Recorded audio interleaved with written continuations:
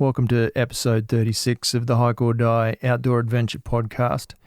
I am back, and I am back here with Craig. How are you, mate? Hey, good, Tom. How are you? Yeah, good. Hey, mate, what is the similarities between hiking with children and hiking with you? There's no similarity Yeah, there. right. There is no similarities. It is infinitely easier to hike with kids than you.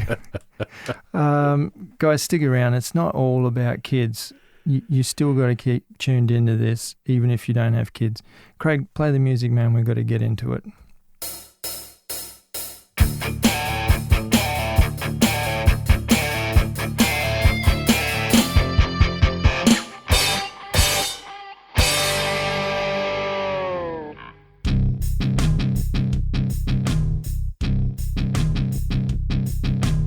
Thank you, as always, to our regular podcast sponsors for their support. Topo Maps Plus, a phone application that allows you to view topographical maps and track your location even without cell phone coverage. Go deeper into the backcountry. Rios floating polarized sunglasses with 100% UV protection for the love of water. Bluey Merino, Australian superfine merino wool base, mid and top layer garments. Where our story ends, yours is just beginning. Caribbee, one of Australia's leading backpack, travel and outdoor brands. They supply us with dry bags, waterproof day packs and expedition bags. Supporting our sponsors allows us to continue to produce this podcast, so please jump online and check out what they have to offer. Our premium sponsor for this episode is Yukon Jack. Celebrate at the summit or at the end of a long hike with Yukon Jack 100 proof shots. Available in 5 great flavours that go hand in hand with your wildest adventures. Yukon Jack. Only the strong survive. We would like to begin by acknowledging the traditional custodians of the land from which we broadcast today and pay our respects to their elders past and present. We extend that respect to Aboriginal and Torres Strait Islander listeners. Craig, what's going on, mate? Hey, Tom. It's great to be back in the seat, mate. We've had a little bit of time It's been, off. well, even last time we recorded it, I wasn't in the seat, was I? That's right. I was sitting at home. You're in person. Yeah, it's the real deal. Yeah, mate. That's great. And feels pretty good. It's been quite the little break we've had. I'm not going to go into a long spiel of excuses. It's just been life. Tell us what you've been up to, man. Well, we've been up to so much. Hey, you know what I realised in the last podcast? That I didn't tell you about this big hiking trip, or this big hike I did with my whole family. All right. And then I thought about it, given today's topic, I thought, I'll probably save that till later now. Yeah, I'll right. just tell you at the start of that. Bit of a family. But yeah, we did that. So did I tell you about, I don't think, this is the thing is, Craig and I keep in touch, but sometimes we don't have a, or even though we did catch up last week, but we didn't talk about anything really about what we've been up to. So No, you said, canoe trip. That's pretty much all I know. So tell us about it. What happened? Yeah, so it's good for us to catch up and you guys get to just sit there and put up with us catching up. Pretty much. I was at my house a couple of weeks back, and I work from home, and so I've gone to the kitchen sink, and I was washing my coffee mug or something like that, and I'm kind of, how I'm just looking out the kitchen window, just kind of daydreaming, and I look out probably 10 metres from the kitchen window, and there's this enormous python. Yeah. Round about, I'd say 10 foot long. Oh, absolute monster, as thick as your arm. Right. And just cruising through my yard. Yeah. And my neighbour on one side did tell me 2 days before that they had one on their back veranda, but it had since moved on. And I thought, that's that thing still hanging around. And if you don't know, pythons, they generally only hang around when there's a food source. And so I thought, I just burst outside. I go running outside and thought, I got to see where this thing's going. And he's going, I've got 2 chickens that just waltz around the yard all day. And he was, he or she was moving towards the chickens, just kind of must have scented, that's not a word, caught their scent. Yeah. And was moving in, I think, to check them out. And so I've gone down and they're thick as bricks. I'm trying to move them away. And anyway, long story short, I thought I got to get this thing away. So I went and got a big plastic bin and kind of wrangled this thing for like half an hour. Yeah. Into it's all wrapped around my arm, and it was unbelievably strong. And I got it into this bin, and it calmed right down. But yeah, it was about half an hour. It kept looping around branches in trees, and then it was trying to go to my neighbour's place, and I know that they've got a dog, and I thought that's not going to end well. So yeah, I persevered, and it calmed down, and I got it in this bin, and I drove it like down the road a fair way, and then took it into the bush and released it, and it was totally chilled out.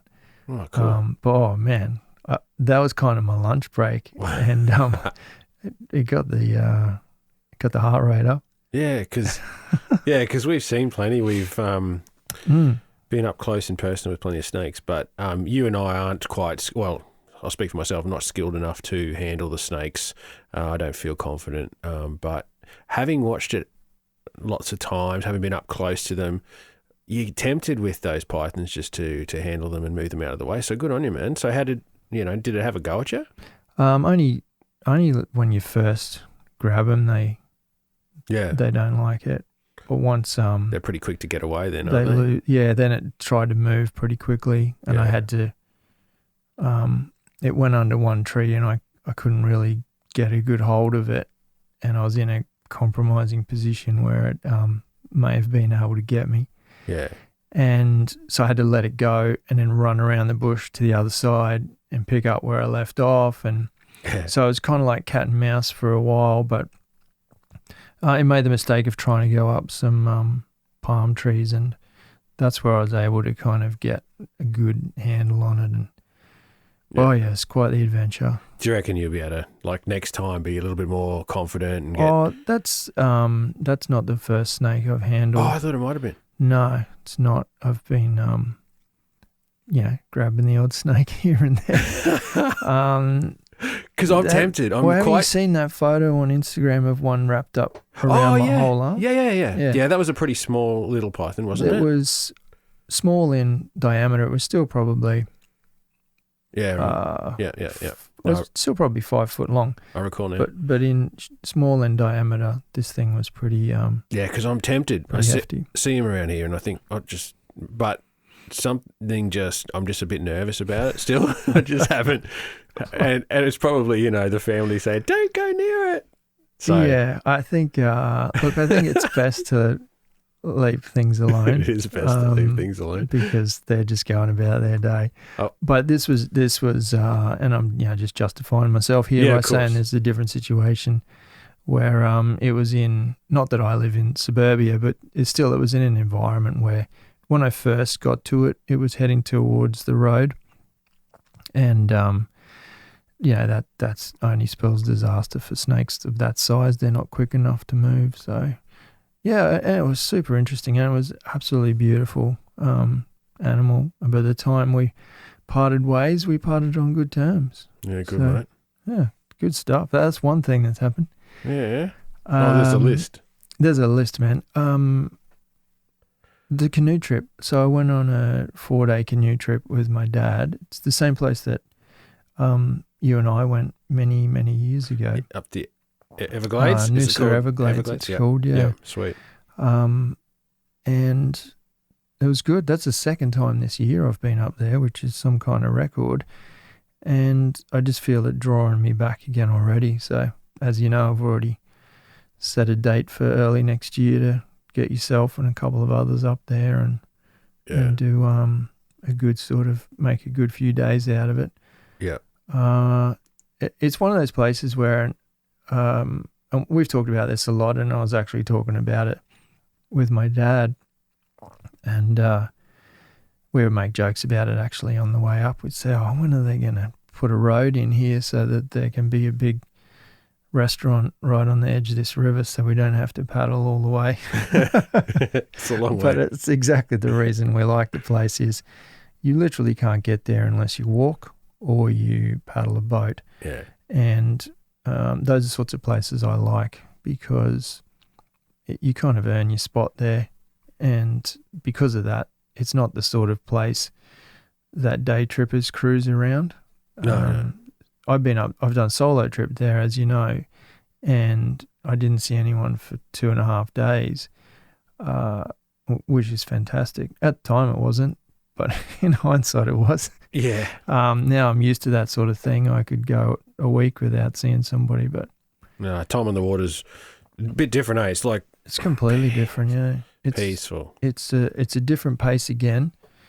When you're hiking, there's no such thing as coasting. I mean, you could argue with that and say when you get into a rhythm of just cruising. What I mean is you can do a half a dozen paddles and then stop paddling and the boat keeps moving while you're watching a bird or something. That doesn't happen when you're hiking. As soon as you stop walking, everything stops and you're not actually making any ground. Yeah, no, I get it. That's good. So yeah, that sort of thing. It's just a nice way to travel. And that's what really resonated with me on the last 2 trips this year was what a perfect way it is to travel. I've always liked it, but it's time to get stuck into it a bit more, I reckon. Well, I've just locked in 3 days away on my own. Yeah, when do you leave in a couple of days, don't you? Yep, this weekend. Yep. Yeah, you're right. So it's going to be quite a difficult march out, like just for me, because I'm a little bit out of shape in terms of how many times I've been doing these climbs. And if you remember it, it's there's no climb in. Oh, there's a tiny little. No, just the elevation. Yeah, there's a gradual walk, but then you'll go down straight away. I'm talking about coming back out. Oh, coming out. Oh, you're going to be an absolute mess. If I was you, I'd leave on the second day so that you could get home on the third day. Yeah, it's going to be a challenge too. Oh, I remember being... haul my ass out. When I hiked out of there, I was peak fitness because I was training for my first Tasmanian trip. Right, yep. So I was training hard with the pack on all the time, multiple days a week. And I remember hiking out of there going, yeah, that was significant. Yeah. So yeah, I mean, I expect to see you in, on the news or something. Yeah. Yeah. Just to make sure you got that EPIRB with you.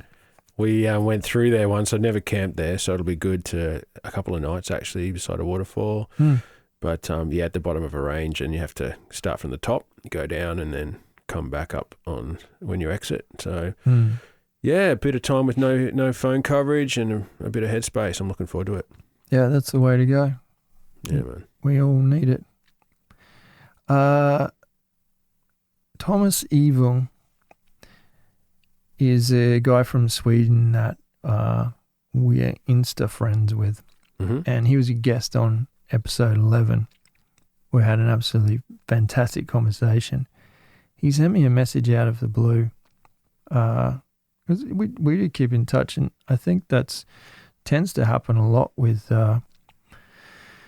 guests is you build up a bit of a rapport in the lead up to the podcast, and then you really get to know them so well that you keep in touch afterwards. Yeah. Anyway, if you remember, he was sitting in the forest. Yep. As he was talking to us. Yeah. And he said, "Oh, there's a moose that hangs around here called Kent." He named it Kent. Yeah. And he said to me, he wrote me this message, and he said, "Hi, hope everything is fine over there. Just wanted to throw some happy news for me. That in the place I sat and made my coffee when you interviewed me, there is now a wolf couple who also just had 5 puppies. Do not think Kent the Moose appreciates it as much, though. Wow, that's How amazing. cool is that? Yeah, So that's amazing. in the same area that he frequents, there's a pair of wolves that have, that have had little pups. Wow. I thought that was absolutely delightful news. No, good for him to reach out, man. That's awesome. Yeah, it's cool. Just this week I got, or it was in the last few days at least, I got a message, a DM in Instagram from a guy called Louis, who goes by the name of Louis the Viking, on one of his accounts, and the Trail Gamers on another account. Anyway, Louis sends me this message, and he says, basically that he started listening to our podcast about 2 weeks ago, and he's hooked, and he's already smashed out a dozen, and he's still loving it, which is great. And he said he's gone on 2 hikes so far, and the second one, he says that my mates and I didn't prepare enough, trekked through 6 hours of knee-deep marsh, and woke up stuck in a blizzard in Tasmania. Oh, really? But when I read that, the way that it's written, when I read it, he didn't say at the start that he was in Tasmania. So it kind of sounded to me like he started hiking, I don't know, somewhere on the mainland, and then because it says then I woke up in a blizzard in Tasmania. I thought, how did I get holy it? heck, that reminds me of like, what's that, the Hangover movies? Yeah. Where they just wake up and don't remember what's happened. But no, I'm pretty sure he started hiking in Tassie and therefore ended up waking up in a blizzard in Tassie. Anyway, you won't.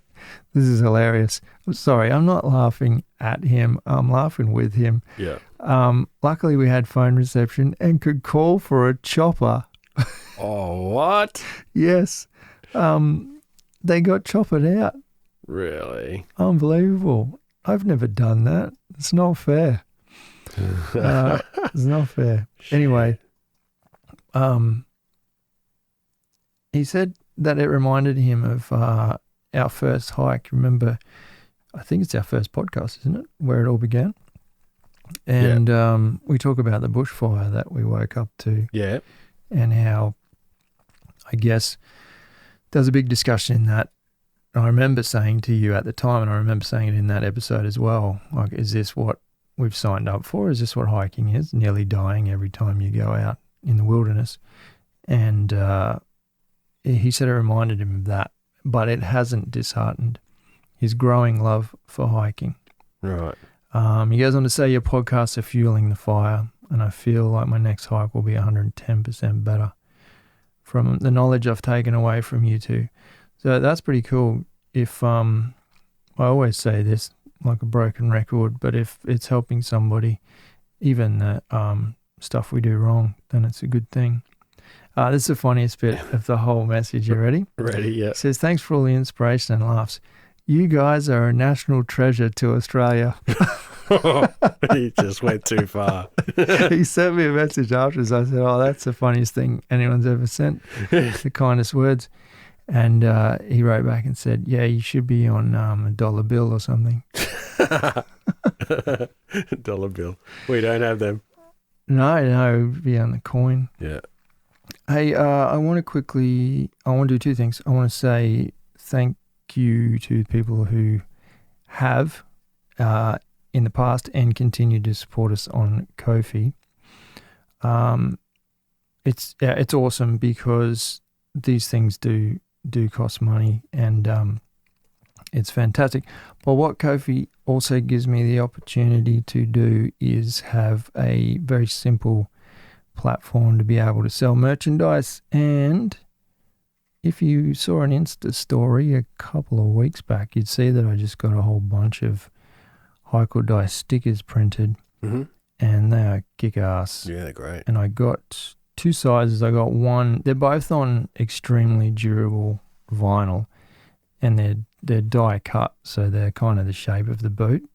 Think of our logo. So I've got a size that's kind of cool for laptops. In fact, there's one on my laptop right now.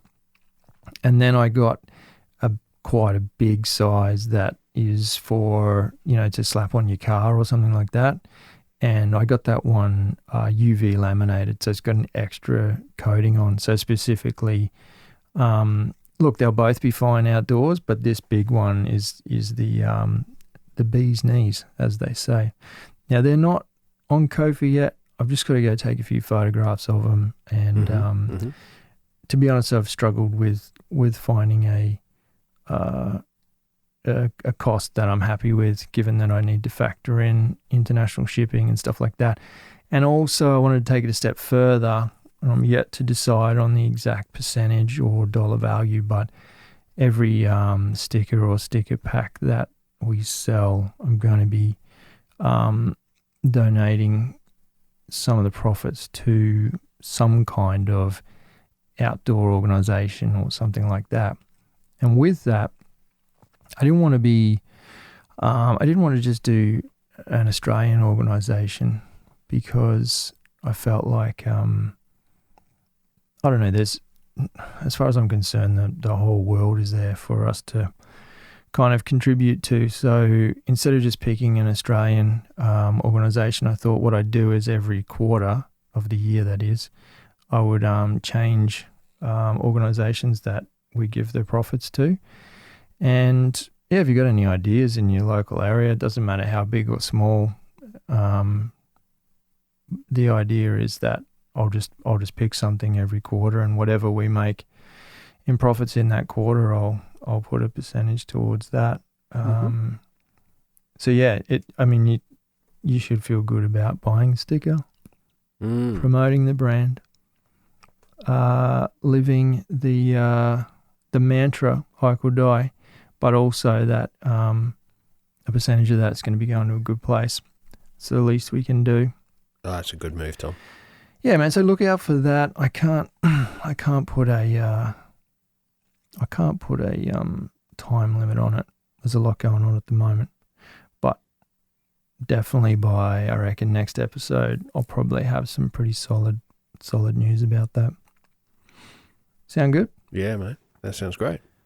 Very good. I'll tell you some other exciting things is talking about brands and stuff. So we use Topo Maps Plus. They're one of our sponsors. They have been for years now.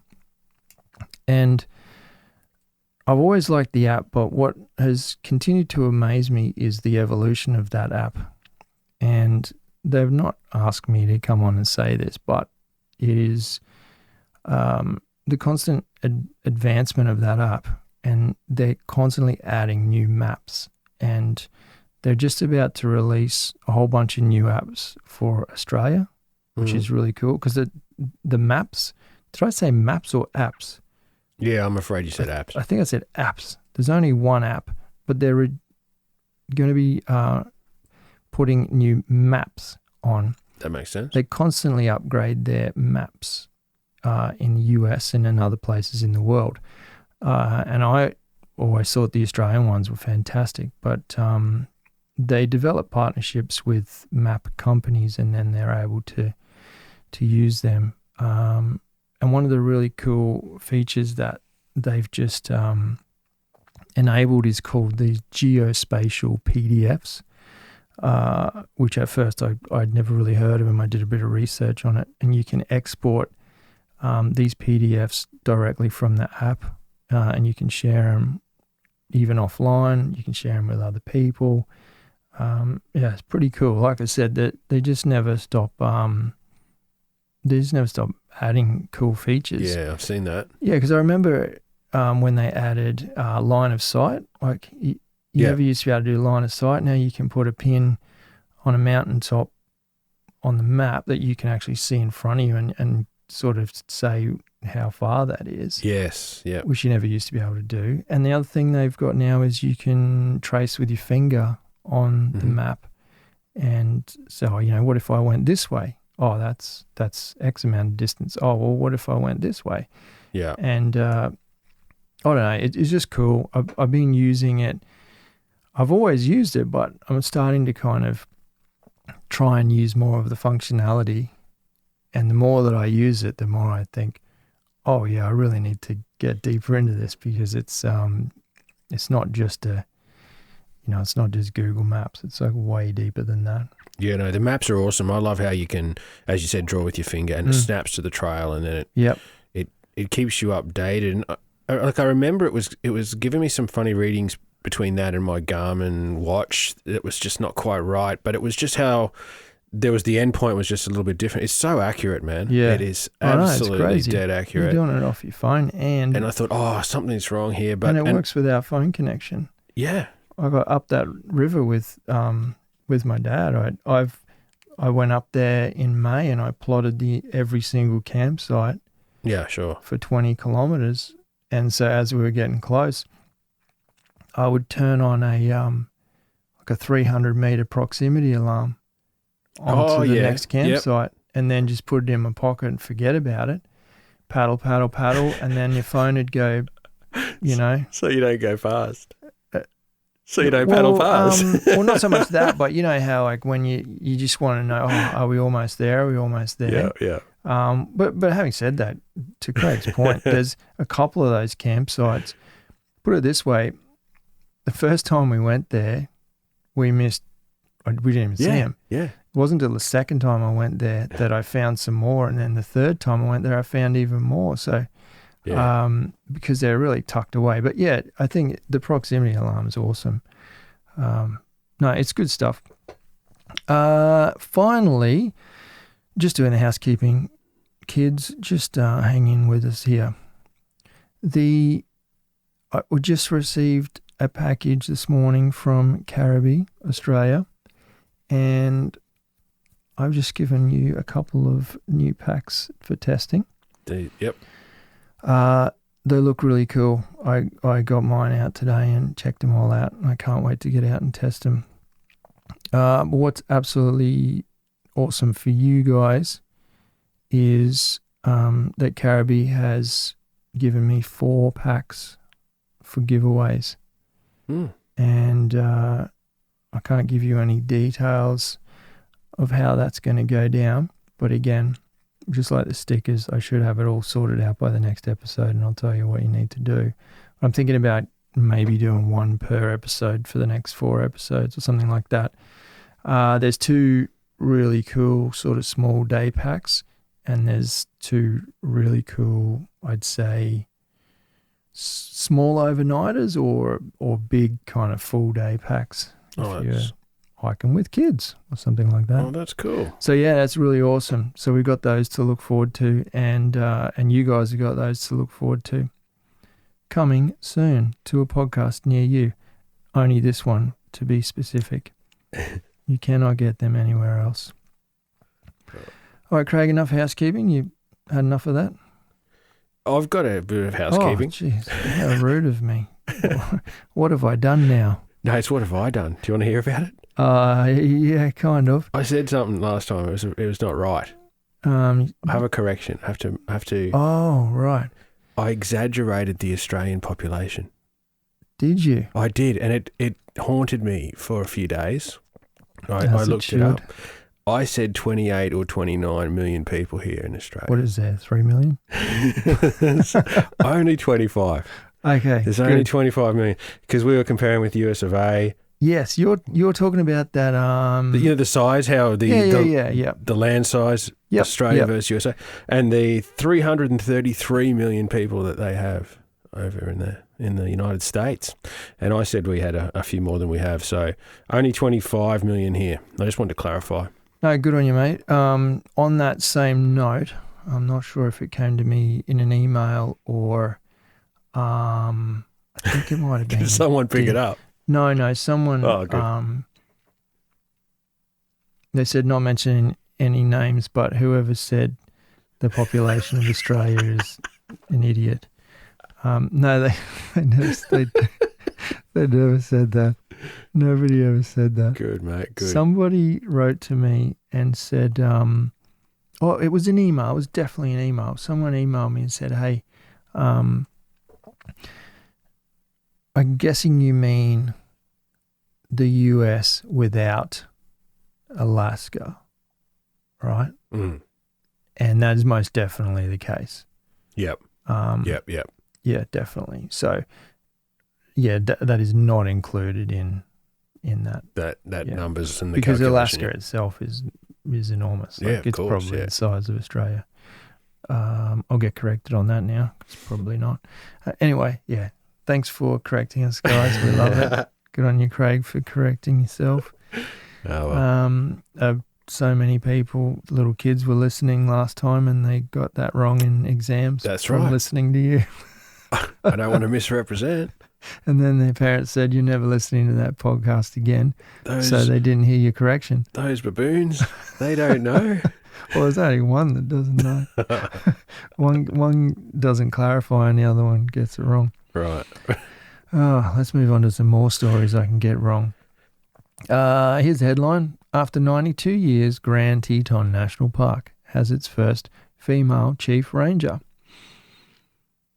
Erica Jostad is the first female ranger in its 92-year history. I thought that was pretty cool. Wow. She's really excited about it, as you would be. And she's got a heck of a lot. It's a very short article.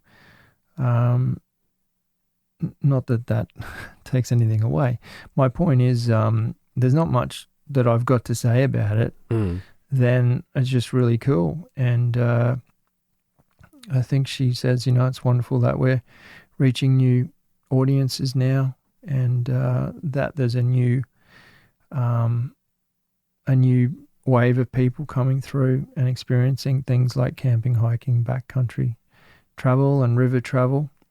So she's obviously looking forward to tackling everything that a chief ranger does. Sounds in good. that national park. And credit where credit's due. I think that's fantastic. Mm-hmm. Good stuff. Good on you, Erica. In a very similar vein, the next headline I've got for you is a local story. Local, I mean, by state, actually, it's that local. Indigenous rangers at Carnarvon Gorge in Queensland stoked to be working on country. On country is a term our overseas listeners might not be familiar with. It's a term that Indigenous people would use. How would you say, Craig, about spending time on the land sort of from which they've come from? It's like it's hard to put heritage into English, background. isn't it? Yeah. It's not. It doesn't mean any one thing, but Origin, sort of. Yeah, that's right. So when they say, "Oh, I'm on country," they has a very specific meaning to do with their roots and their history. So anyway, that's where I just want to clarify that in the headline. Mm-hmm.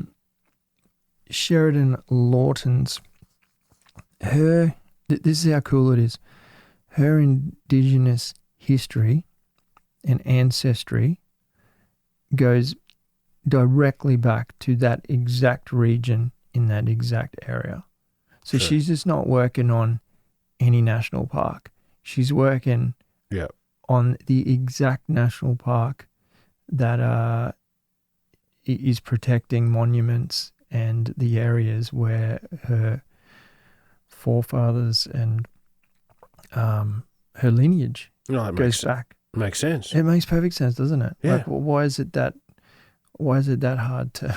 Yeah. I mean, any person's going to protect.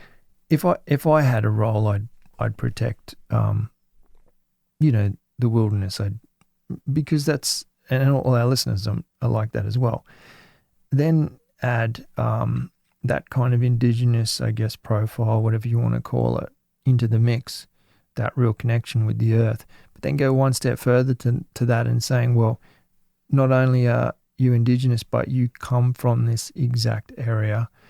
I think it's mind blowing, and she specifically targeted that area for years. Like she went and did, took 3 months off work and did work experience there. Yeah. Volunteered, rather, not paid to kind of get her foot in the door. And then a few years later now she applied for the role and she got it. Yeah, that's brilliant. I think it's cool because what better connection are you going to have as a visitor to bump into somebody whose heritage is directly from the region that you're travelling through. Well, it's better for everybody. Yeah, right. Did you say she was as a ranger officer there, or is she a guide or some No, tourist? she's a ranger. Yeah, working as a ranger. That's amazing. Yeah, she's that's a great. Ranger. I'll try and hear. Oh, man. I always love pronouncing things, don't I? Oh, here we go. It turns out she's from 3, how would you say it? Tribes? Yeah, clan. Clans, something like that.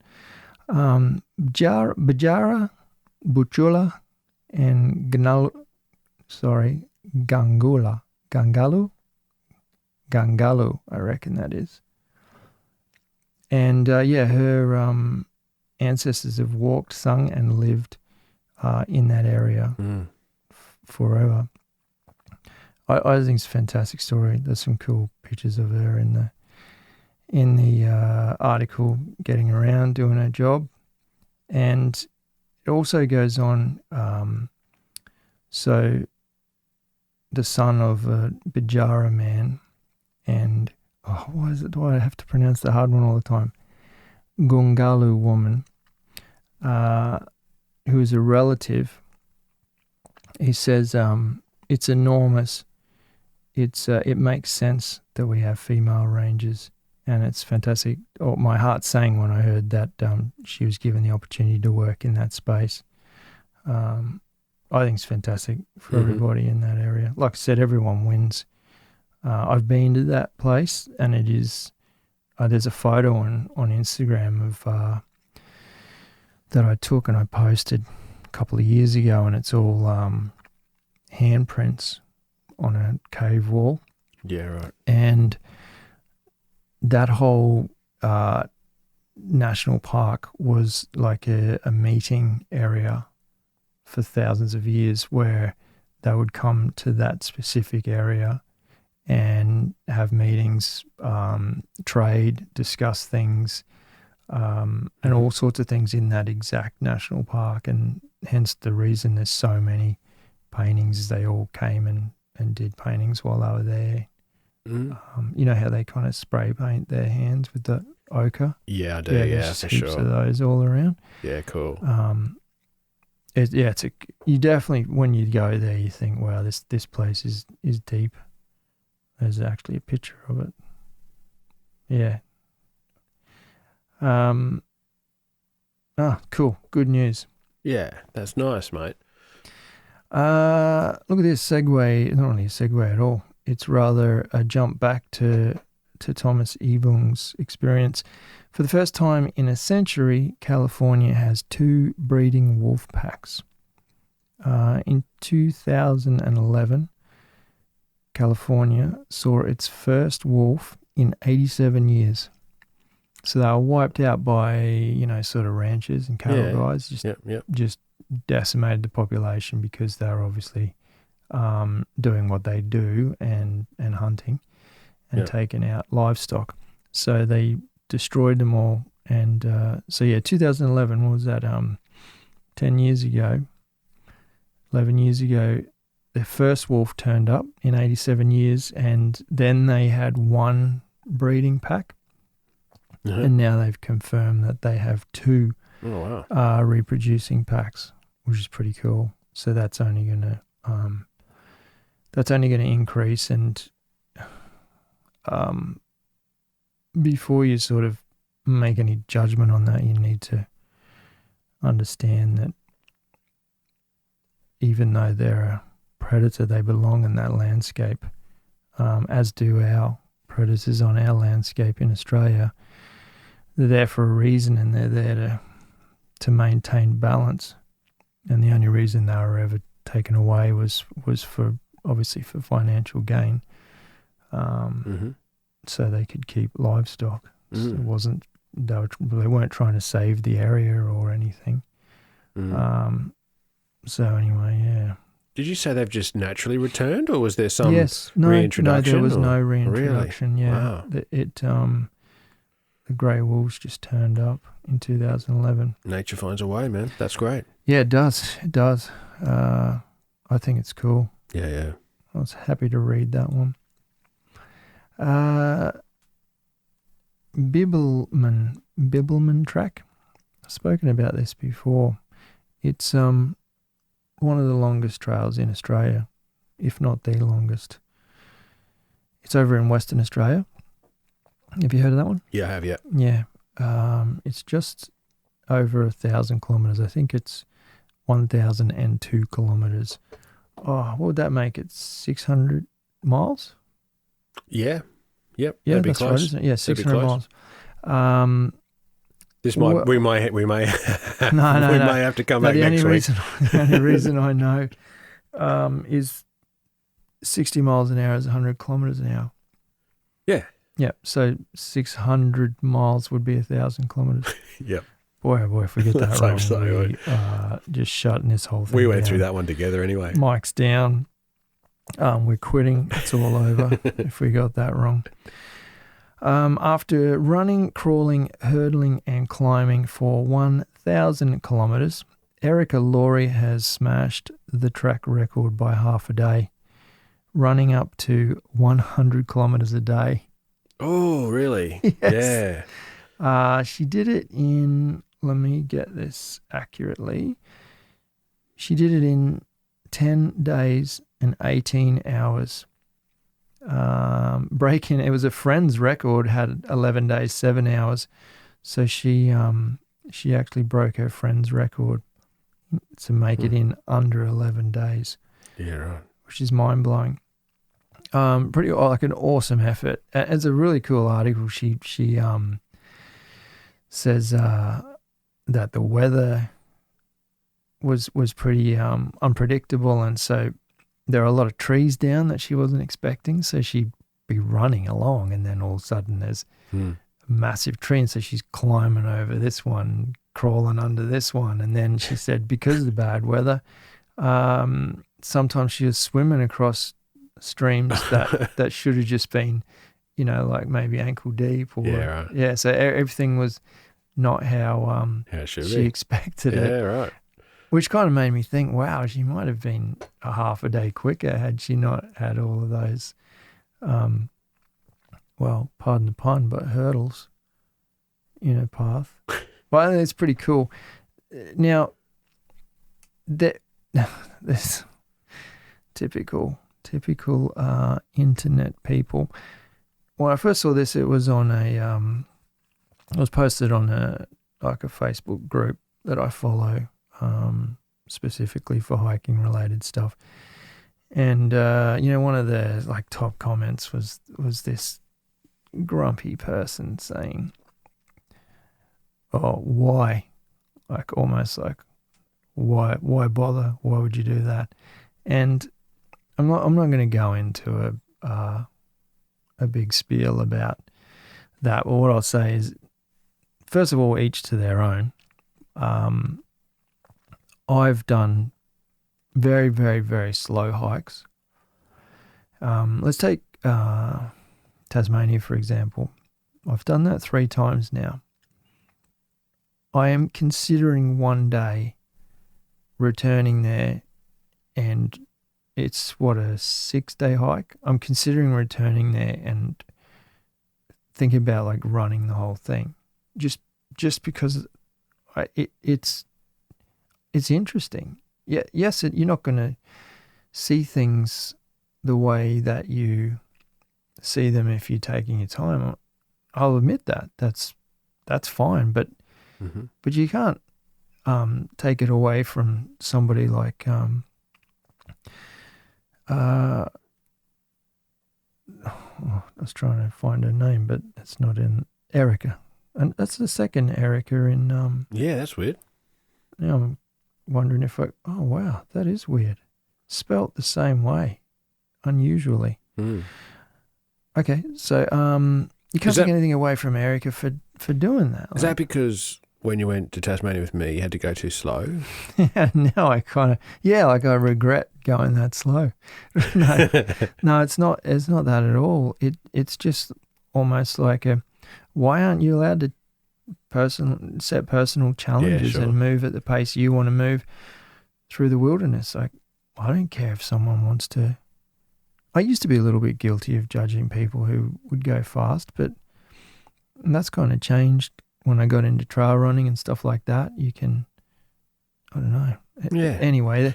I remember we broached that and I thought it would be kind of awkward when you're running and everyone else is just walking. Like, do you have to sort of give them notice that you want to pass and stuff like that? You know what I mean? Think, the whole trail running thing is new to me. I've had a couple of goes, but I make sure I'm in places where there's not too many people. Yeah, look, there was one American girl running when I did my first overland track solo.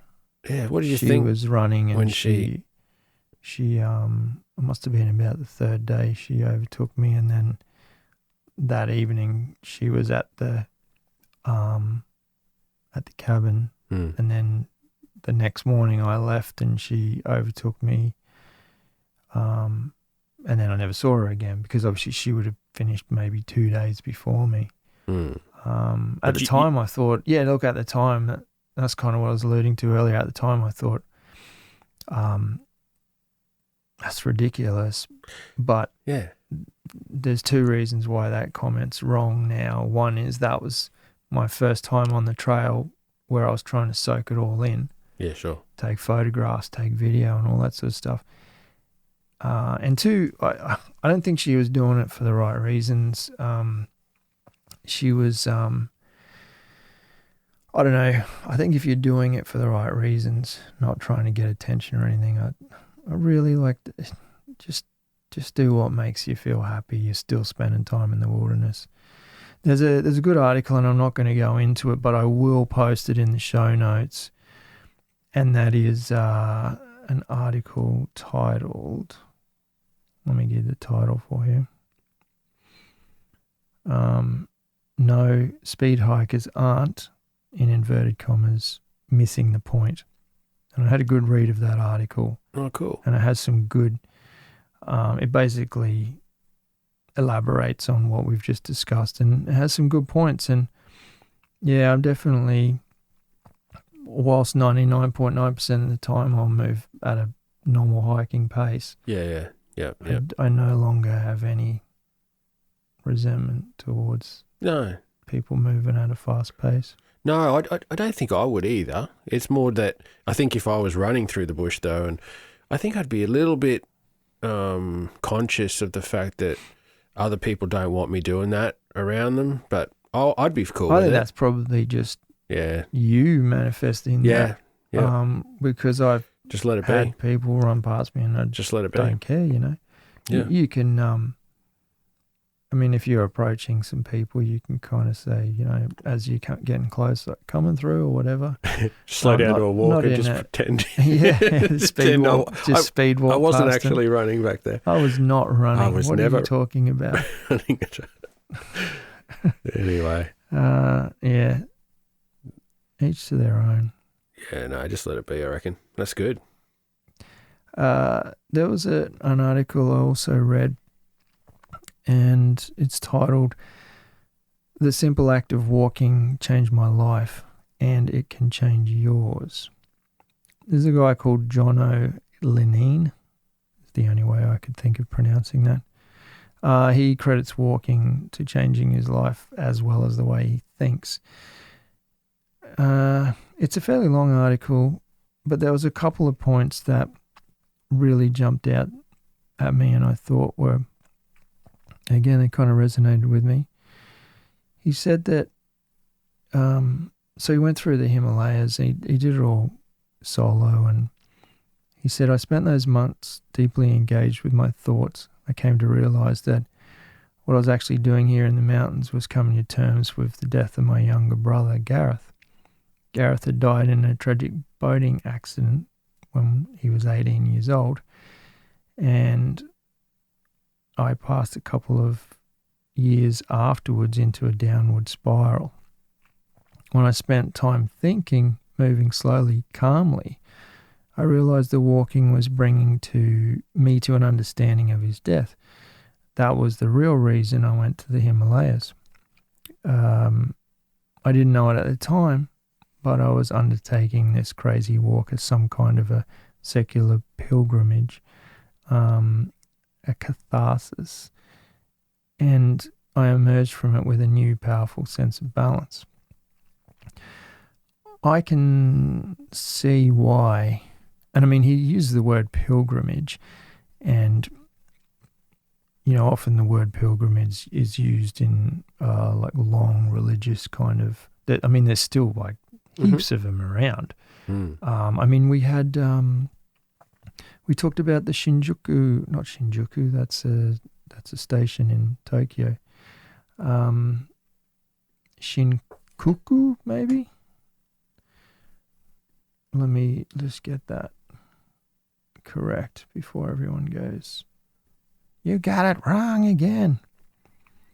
Let me find it.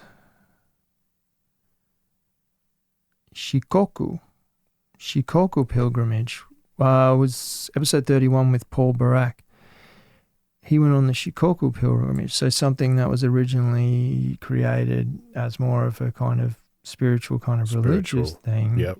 He did as a hike, and along the way, he he did gain some insight into himself and other sorts of things. So, it's a pretty good kind of word for it. But there's an interesting part as well where it went in to talk about some scientific studies, and it says research has shown. I feel like saying this to our audience is kind of like a waste of time, because I think we already know it, and that's why we're here. But hey, maybe you're new on board. In fact, I know some of you are new, like Louis the Viking. Okay. Research has shown that when we increase our physical activity, we experience a spike in certain neurotransmitters that smooth out brain function and create a more open and creative mindset. When we're walking, we can also attain a heightened state of consciousness, sometimes called flow. I've been reading a lot about consciousness this last 3 or 4 weeks, and yes, it's a very good way of explaining it. Sometimes when you're hiking, the only place you can possibly have your mind is where you're hiking, and I think that's the difference between having, you were talking earlier, you're going away where you're going to have no devices. Sure. But when you're here with devices, they take your attention, they kind of remove you from being present and conscious. No, mate, look, honestly, since we began the marching, I call it, when we're just getting from A to B, but we're, just head down and hiking, that is very cathartic, and an ability to just think through thoughts, and just stuff comes up, and, it's like a type of therapy. Yeah, most definitely is, which is why those Japanese have the forest therapy, and they just go and sit in the forest for exactly the same reasons. Yep. It's not about the destination, it's about the journey. Yeah, sweet. Hey, I'm going to I'm moving into our topic now, but I'm going to do that by just quickly identifying a couple of news stories that popped up recently, which just fit perfectly into that hiking with kids. 5-year-old Harvey Sutton finished his Appalachian Trail just in time to start kindergarten. How old and useless does that make you feel? 5 years old. That's He's sweet. known as Little Man on the trail. He's one of the youngest to ever complete the trail. He actually started when he was 4 years old and finished when he was 5. Yeah. So he was gone for 209 days. What? He was with his parents. Obviously, he didn't do this solo. Soft. Breeding soft kids these days. Yeah. Anyway, did it with his mummy and daddy. And they covered 2,100 miles, which is just under 3,400 kilometres. I know that's correct because I Googled it today, so don't even try it. So this little fella, Harvey says, it was hard work, but checking out the frogs and insects was fun, and sprinkling Skittles on peanut butter tortillas for energy. All the fun stuff. Well, that folded so well into some of the notes I was writing. His appreciation for the little things along the trail. We were talking about speed hiking earlier. Like, you can hike with some people slowly and they still miss things because they're not kind of aware. They don't have that awareness. But kids can have it at another level above adults, that's for sure. Yep. His parents said that tending to him and keeping him entertained took their focus off their own pain, which is pretty cool. It's a bonus. Everyone should take kids with them. Yeah. Get other people's kids. Get any kids. Take a mic and you'll forget about your sore feet. Here's another awesome thing about what little Harvey said, or what his parents said about him was, we have this compulsion to give kids heaps of things, and they'll ask for things, and everything's like it's a material world. Just like Madonna said, she was bang on. Yeah. And but what this little Harvey had with him was, you like that? We've always said that, I always say we've always said she was bang on. Yeah, I always say I'm a material girl. I say it all the time. He had with him his pet rock was one of his items. They're talking about the toys he had with him. Right. So this kid, for 209 days, was accompanied by a pet rock. A very expensive pet rock. A Hot Wheels car. Right. A Hot Wheels car. Sweet.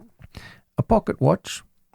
And he stopped at a dollar store somewhere along in one of the towns and bought a calculator so that he could keep track of the miles and add them up. Yeah. And that also, I just thought, this is absolute, this is fantastic. This is everything we're going to be talking about. Yeah. This is... what a different perspective on things. That kids don't need... When I take my kids hiking, they'll play with a stick for 2 hours, That's right. They'll make up a game with a stick. Yeah. Everywhere they turn, there's a snake hole to discover. To stick their hands in. Yeah. It's good stuff. No, like I was just saying that the kids were actually pretending that the other day. They were like pretending there were snake holes everywhere. It was like a game. It was awesome. You weren't. You know what I mean? They weren't real snake holes. Sitting there having a snack going, dare you to stick your hand in that snake hole, kids? No. They were hunting for them, which was great. That's great. Good. One day they're gonna get one, and it's gonna be real good. You know who Jordan Jones is, right? He was, and I hope we're progressed enough in episodes, or rather series, that Jordan Jones won one of the Alone series. He's he's on the Joe Rogan podcast. You might have heard of the Joe Rogan podcast. It's almost as popular as this one. Anyway, he was a guest on that, and he's a super interesting guy, and he lived with reindeer herders in where are they from? Like the edge of Russia or something, top part of Russia, something like that. And he lived with them for an extended period of time. So it's well worth listening to. Yeah. That guy called Joe Rogan, who has this little podcast he does every now and then, and looking for Jordan Jones. Anyway, I follow him on Facebook, and in keeping with our theme again, he posted about 10 pictures of his kids, and they live out in the wilderness now as much as they can. And he says, and he writes, so there's pictures of these kids just covered in dirt and in these makeshift shelters, and one little kid's got a fish in his hand, and he says, these kids are aged 1, 4, 5, 6, and 8. They just completed a 34-mile out and back excursion to remote lakes even adults hardly ever make it to. They did 10 of those miles on foot in one day, except for the freeloading 1-year-old. Yeah. They climbed from 4,000 foot to 8,200 feet in elevation. And for 2 weeks in the wilderness, they experienced an unpredictable subalpine storm, frosts, and discomfort, all while having good attitudes and building resilience and creativity in ways a school could never teach. When they were bored, they crafted their own toys. When they were hungry, they learned to catch their own fish and forage for berries.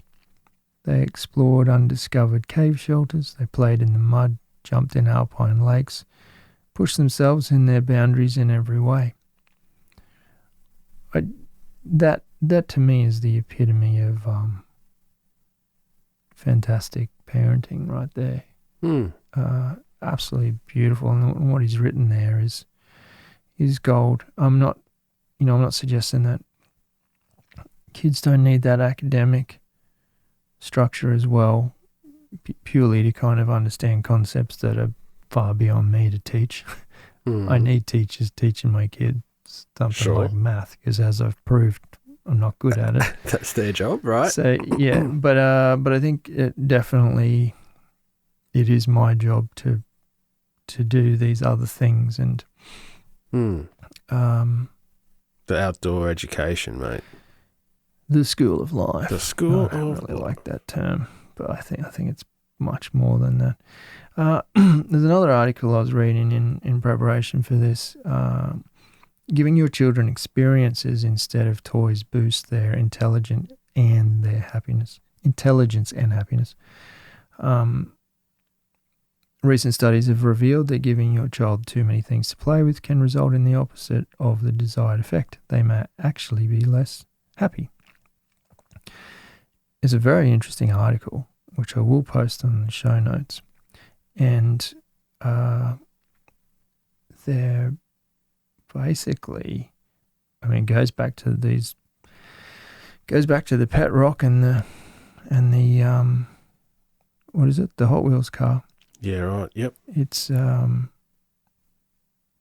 basically an abundance of toys can overwhelm and distract kids, making them lose the concentration they needed to learn from the toys in the first place.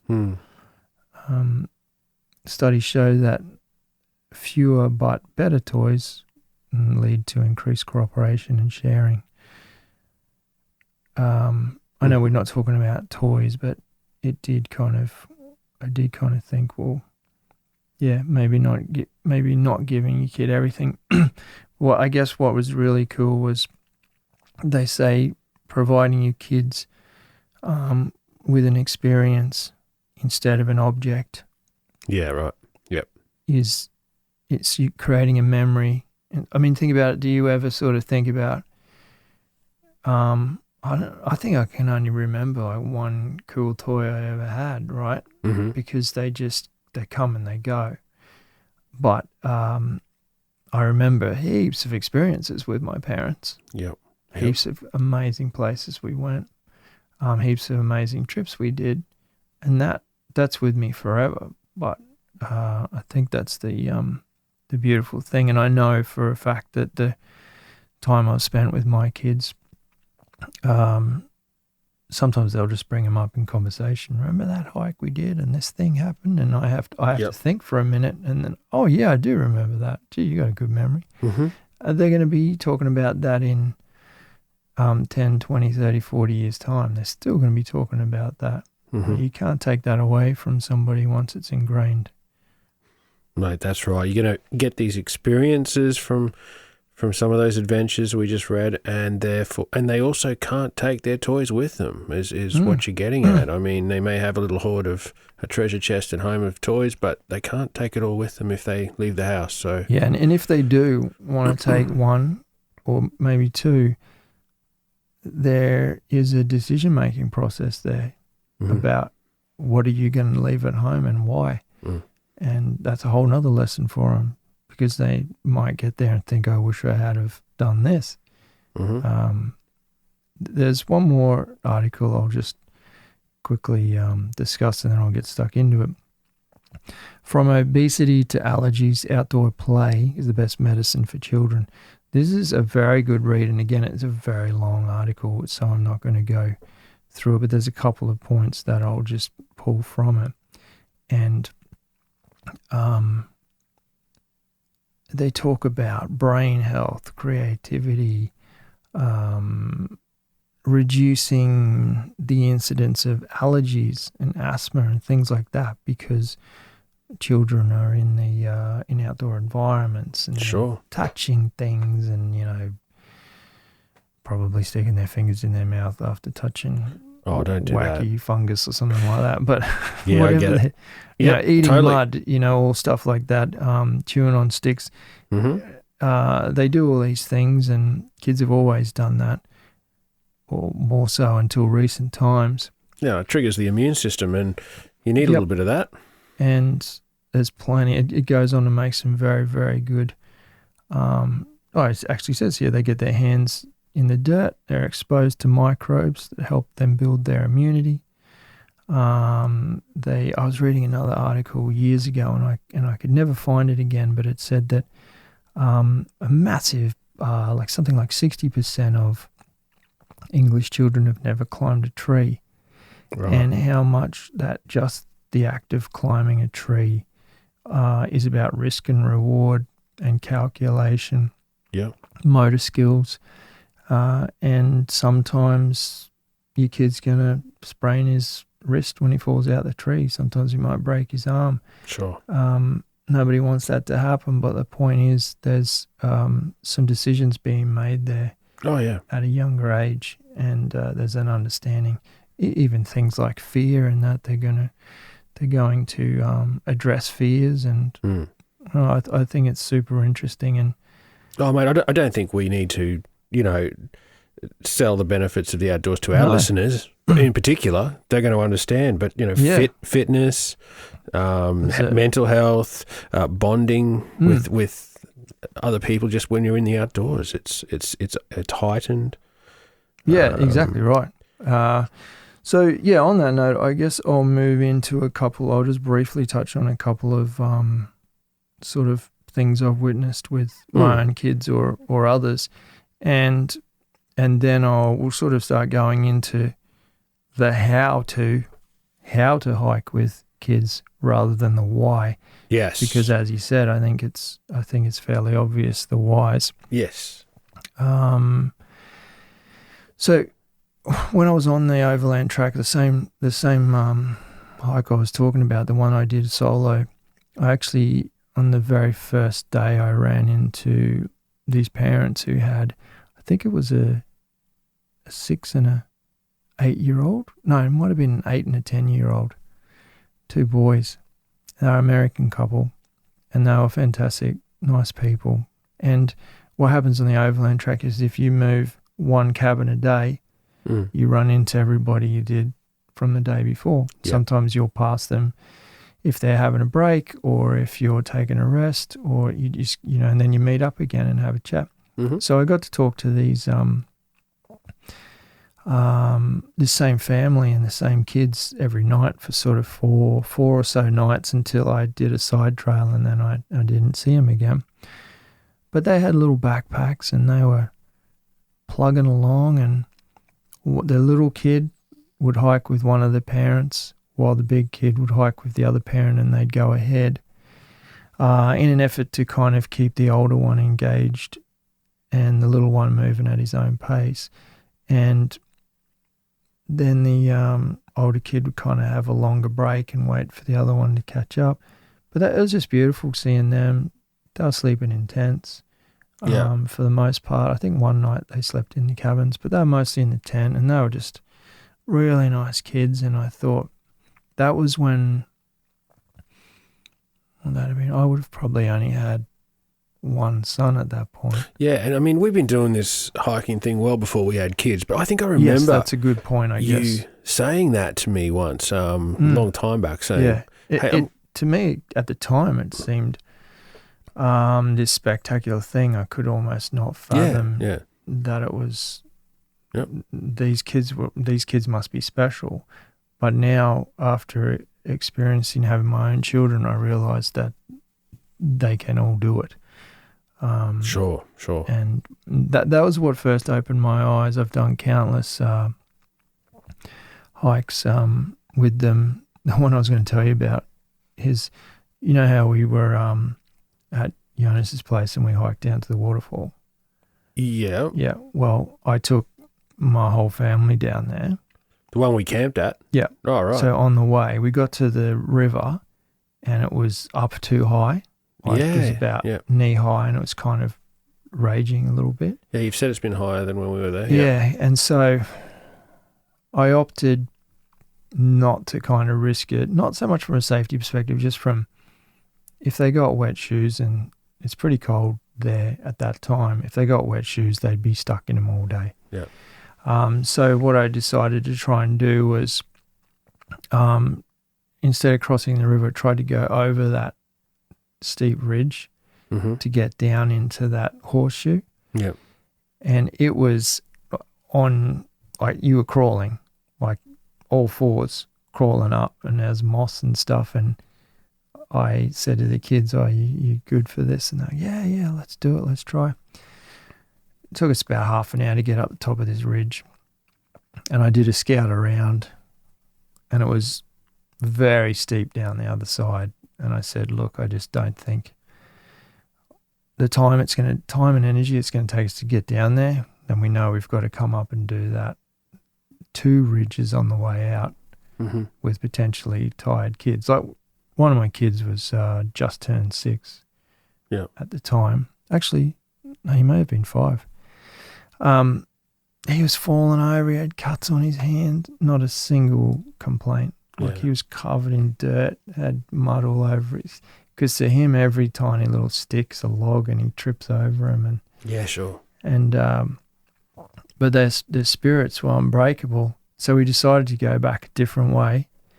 And do you remember where we parked the car and looked straight across and there was a waterfall? I don't know if you remember that. It was high. Yeah, up, right like up high. Yeah. So we hiked along that ridge and dropped down and had lunch at this elevated waterfall and stream, and sat there for I was there for probably 2 hours having lunch, and I lit a little fire. Don't get on my case, it's private property and I have permission. Yep. I lit a fire and I took some sausages, and we cut some sticks from the trees, and they cooked their sausages on the fire, open fire. Yeah, perfect. And we shoved them in some bread rolls and took a bit of sauce with us, and it was just the most epic day. And then we hiked out of there, and I said to the whole family, I said, there are, I'd say 95% of adults couldn't do what you did today, and then another 3% wouldn't do it.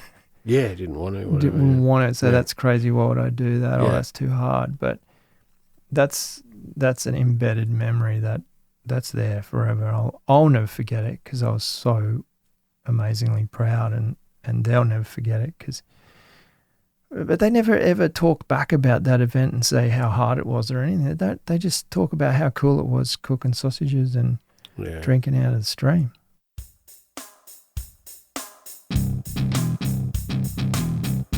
Craig, I was thinking the other day about when we summited that mountain together in Tasmania. Yep. It was freezing cold. There was snow everywhere.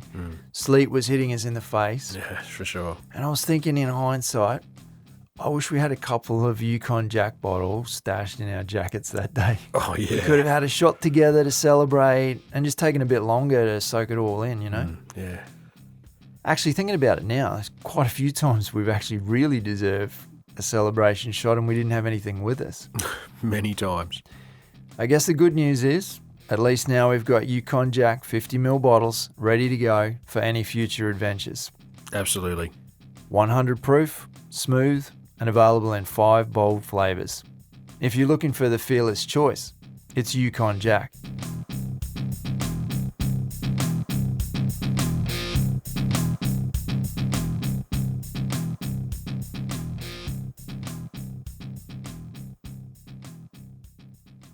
So, you started your kids earlier than I did. I guess more frequently. I took my little guys when I could carry them, but I didn't really do.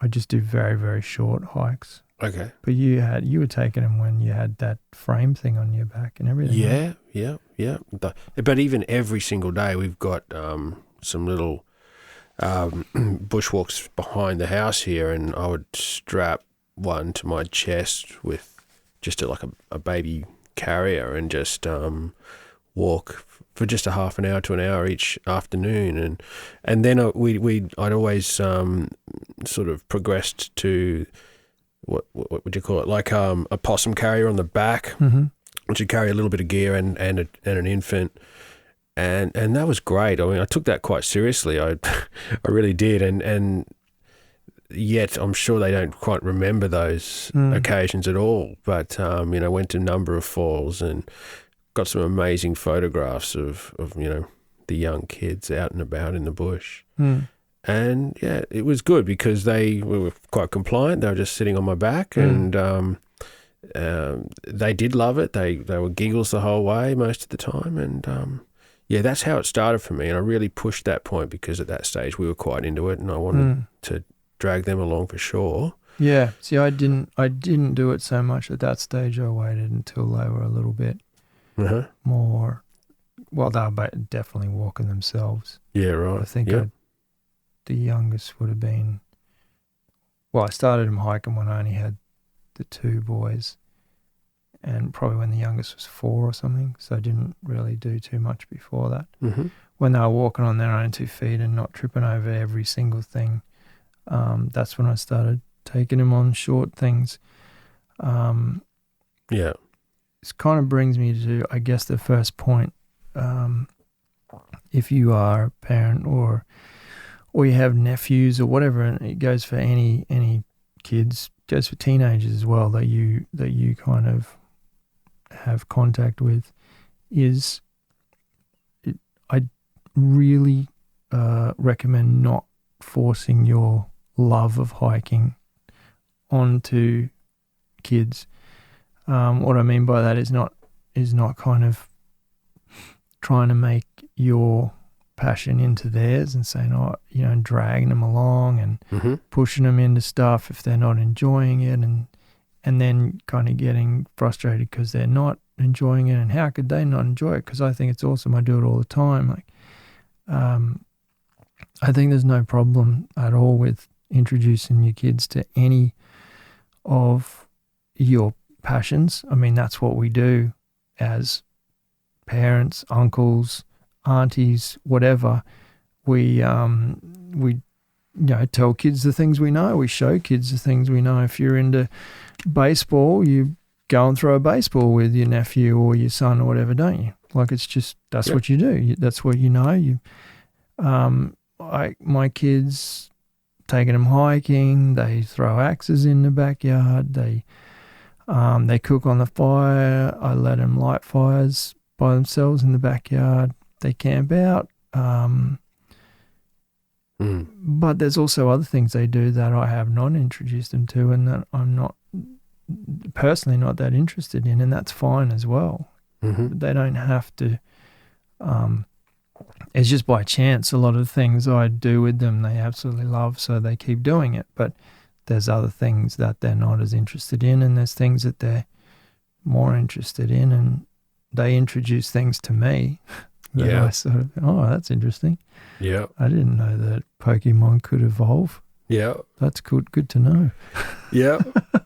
No, well, I guess from when they were little, and then when they got a little larger and they were able to support themselves, and I had to work very carefully to keep them interested, as I'm sure we'll talk about. But they weren't interested in the long long sort of hikes that I wanted to take them on. Because when they're on my back, I did some long hikes with them, and we went to these observation points, or we went to these waterfalls, or we went to these places where it was about the destination. And I honestly, you have a chance, a strong chance there that they'll get quite bored and quite, disinterested in that. So I've been taking my kids rock hopping heaps. That's the last few months. Every time I say we're going hiking, which, in my mind in the past would have been a long hike, now it's get your water boots on, we're going into a creek. There's definitely... they love it. And I'll get to... Well, I guess I'll jump to that now, is starting small is like a 1 hour hike to a kid is an eternity. Yeah. A 1 kilometer hike is an eternity. Yeah. Not in a bad way. What I mean by that is there's a 1 kilometer loop that I used to take the kids on all the time when they were younger, and it would take us about it'd take us nearly an hour or two to do it. Sure. Because they stop at every single bug Absolutely. and touch all the moss, and then we stop and have a little picnic lunch, and they play in the water, and they chase little bugs around in the water, and we slow it down. And I think that's the important thing. I think it's probably the lesson that you were talking about then, that you might have been able to do long distances, but when you start taking kids, it's not about distance, it's about experience. And you quickly ruin their love by saying, oh no, today we're going to do 10Ks, and just destroying them, and that's it. They're not interested. And next time, what happens the next time you say, let's go hiking? They say, no way, man. Mm-hmm. So, if you find something they enjoy, and particularly for me, it's been having a creek bed which they can play in while they're out in the wild. That's really facilitated. Yeah, and I'd say that adventure. You create your hiking plans based on time that you have available, not distance. That's right. So it's how much time. Okay, we've got 3 hours. Okay, well, we're going to go here, and we're going to walk 500 meters, and then we're going to play up and down this stream for 2 hours, and then we're going to walk and check out this cave, and then we're going home. Like that's it. That's been great. Because as soon as you go beyond that, you start to, especially for young kids, that's just, they're not interested in the walking part. They're interested in stopping and touching everything, and anywhere where there's water is more interesting than walking along a trail. And I'm sure that's why when you said, don't force your kids into what you think is great or what you enjoy doing, don't push that upon them. Well, it's just about letting them lead that journey themselves, and it's honestly a lot slower than you'd expect. And but if you can learn anything from kids, it is to move slower and notice more things. Yeah. Because they'll point out stuff that you didn't even see there. Yeah. And have the best time doing it. Mm-hmm. Something that I did was I do a lot of stuff in the backyard. I'm fortunate to have more than a suburban sized property, but it doesn't mean that you can't do these things in the suburbs. And that is obviously we do a lot of bird watching. They've got their little books that they take out, and every time we see a new species, we go through and they check them out in the book, and we talk about them. We do archery in the backyard. They do axe throwing. Probably wouldn't recommend that in the suburbs. Wood carving. They camp out the night on occasions.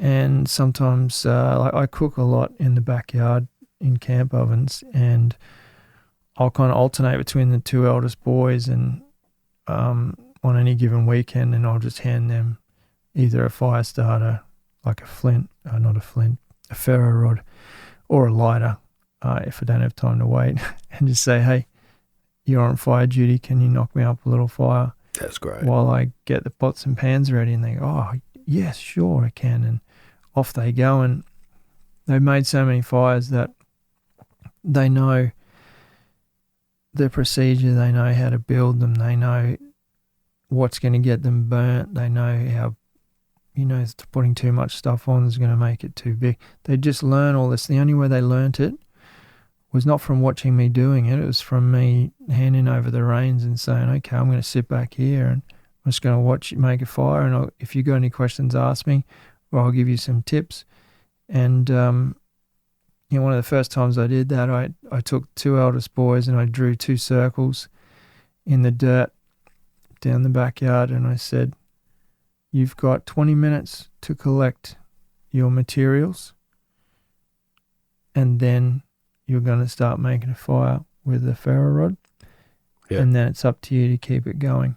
All right. And that was the most valuable lessons. You should have seen them not understanding how quickly certain types of fuels burn. So they'd put sticks and bark on and the flames would come up and they go, yes, I'm killing this, not understanding that they needed coals. So all of a sudden it'd go back to embers and they'd be running around realizing they didn't have enough fuel or not the right type of fuel. I do that too. I've seen you make a fire.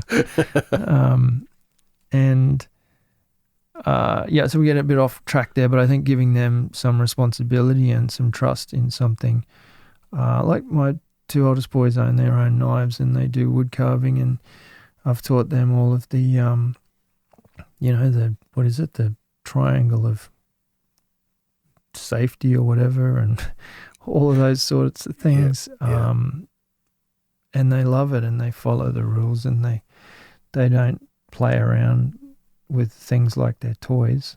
They don't play around with their bow and arrow like it's a toy. We take them to the archery range and they shoot the arrows properly, and they're members now and they've done their safety course and they know what they're doing. It's because giving them responsibility. Logan's awesome at archery now. He's amazing, right? Yeah. So is Angus as well, the middle boy. So you've got 3 boys. What's their ages now, Tom? Well, that's put me on the spot. It's 6, 10 and 12. Right, yeah. So that's a bit older than mine. So I've got a 7-year-old boy and twin 5-year-old girls. Twin girls.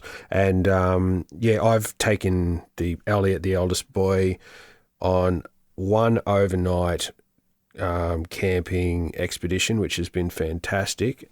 And this next, as I said, I'm doing a solo. It's like a recon for a place where I'm going to take Elliot as well. So I'm really looking forward to that. Yeah, just because he really did enjoy the overnight hiking thing, and I made sure I planned it that it wasn't too far for us, and we put a backpack on his shoulders, and he was really looking forward to it. Yeah, he managed it well. The girls are still a bit young for that, but I've managed just me and the 3 kids a number of times just to approach a creek bed and just have a great day out. 2 or 3 hours. It's been good. Yeah, that's good. And that, I think goes back to what I mentioned earlier about starting small. And that's why I suggest you can start in your backyard with, doesn't really matter how small your backyard is. Oh, sure. Sleeping in a tent out there with you, with your kids. If you're not allowed to have fires, you could have one of those little fire pits and roast marshmallows over. Like there's ways of bringing certain things into your life and just incrementally increasing those. And then before you know it, those things all join together to give all of you experience. No, I love how, Tom, you've blurred that line between those sort of hiking or camping episodes and bringing that into home, like in your backyard, as you say, on the weekends. You bring that home, which is really good. And not as much with me. I sort of have taken it as episodic approach. A day here, a day there. But it's courses for courses, man. The kids have their own little agendas and their own personalities, and you have to work with them too. Yeah, that's right. It definitely flexibility is the key in whatever you're doing. Yeah, for sure. One of the points I had written down was, and this is just a quick one, but just don't overthink it. If you're trying to just plan everything to perfection, you might end up, and this kind of, I was thinking about this when I was writing, and I thought it's so much the same as when people are trying to get fit and they overplan it. I need to do this before I do that and that. And just go for a walk. Just get started, yeah. Just go for a walk for 20 minutes a day Yep. for a week, and all of a sudden you're moving your body. That's what's important. It's not having to do a perfect workout. That's not important. And it's the same with kids. You're not going to do the perfect hike. The perfect hike is the one that you're doing. That's right. Yeah. The one that you've done, and the one that you can improve on. It's not the one that you plan for 3 weeks and you're kind of second guessing yourself. And Mm-hmm. I mean, start real small. Like Craig's idea is great. Go to some kind of a reserve or a national park where you can walk for 10 minutes and be at a waterhole or a lookout or whatever, and just do that and spend that time, and then slowly extend those. Get so good at it, your kids get more resilient, and if they're enjoying it every time, they're going to be sort of, they'll never say no. Yeah. If you're doing it the right way. Yeah, I take a little bit of video and I make sure that we're going to, show these pictures to mum or to Nana or whatever on the weekend, and they get real proud of their adventure themselves, and they start to tell us what they want to do as soon as they get there. Yeah, that's it. There's a great segue into the next point I had on my list, which was involve the kids. Right. What we do now with all three of them, to be honest, is we can hand them a packing list. I'm not just talking about for a hike. I'm talking if like we went away just for the weekend, just gone, and we just hand them a packing list. And right. You're going to need, we're away for 4 days. You're going to need 4 pairs of underwear. You're going to need 4 T-shirts. Yep. Don't forget your swimmers. Don't forget this and that. And they'll go through and tick them off. And obviously we've thought about important things. Don't forget your pajamas and your toothbrush, which they wouldn't put on their list if you let them write the list. Yeah. But then there's room for them to add a few things, and which was absolutely hilarious because I was packing the car and I walked inside and I heard my 12-year-old say to the 6-year-old, I don't know about that stuff. You might have to check with Dad. And I walked in, I just started laughing. So I made in this wooden shield, like a knight's shield, and a wooden sword. Oh. And he had that piled up with his stuff to take to a beach holiday. Yeah, ready to go, yep. I just laughed my head off and I said, maybe we'll see how much room we've got. Like, it's just funny. It's funny. He thought that's what he needed. Yeah. That's a smart thing to take. I'll just grab my sword and shield. Useful. Yeah, just in case I want to, play knights. Rescue a hilarious. maiden. Yeah, there might be a maiden. But yeah, the packing list is good fun. Letting them help plan some parts of the trip, or at least providing them with options that if you provide a kid with 2 or 3 options that you're happy with, and they choose any of those, you win, right? Yep.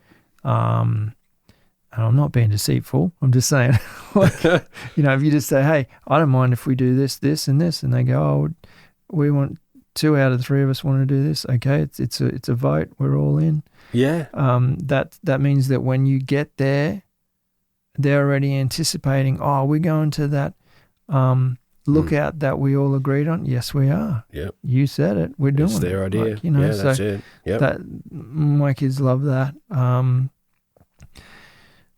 On the trail, I quite often get them to make decisions. I've got in brackets within reason. Should we go left or right at this trail? Mm-hmm. I can do that in my local. Got a fairly big nature reserve that I've spoken about before where I go trail running. And there's tons of trails that crisscross each other.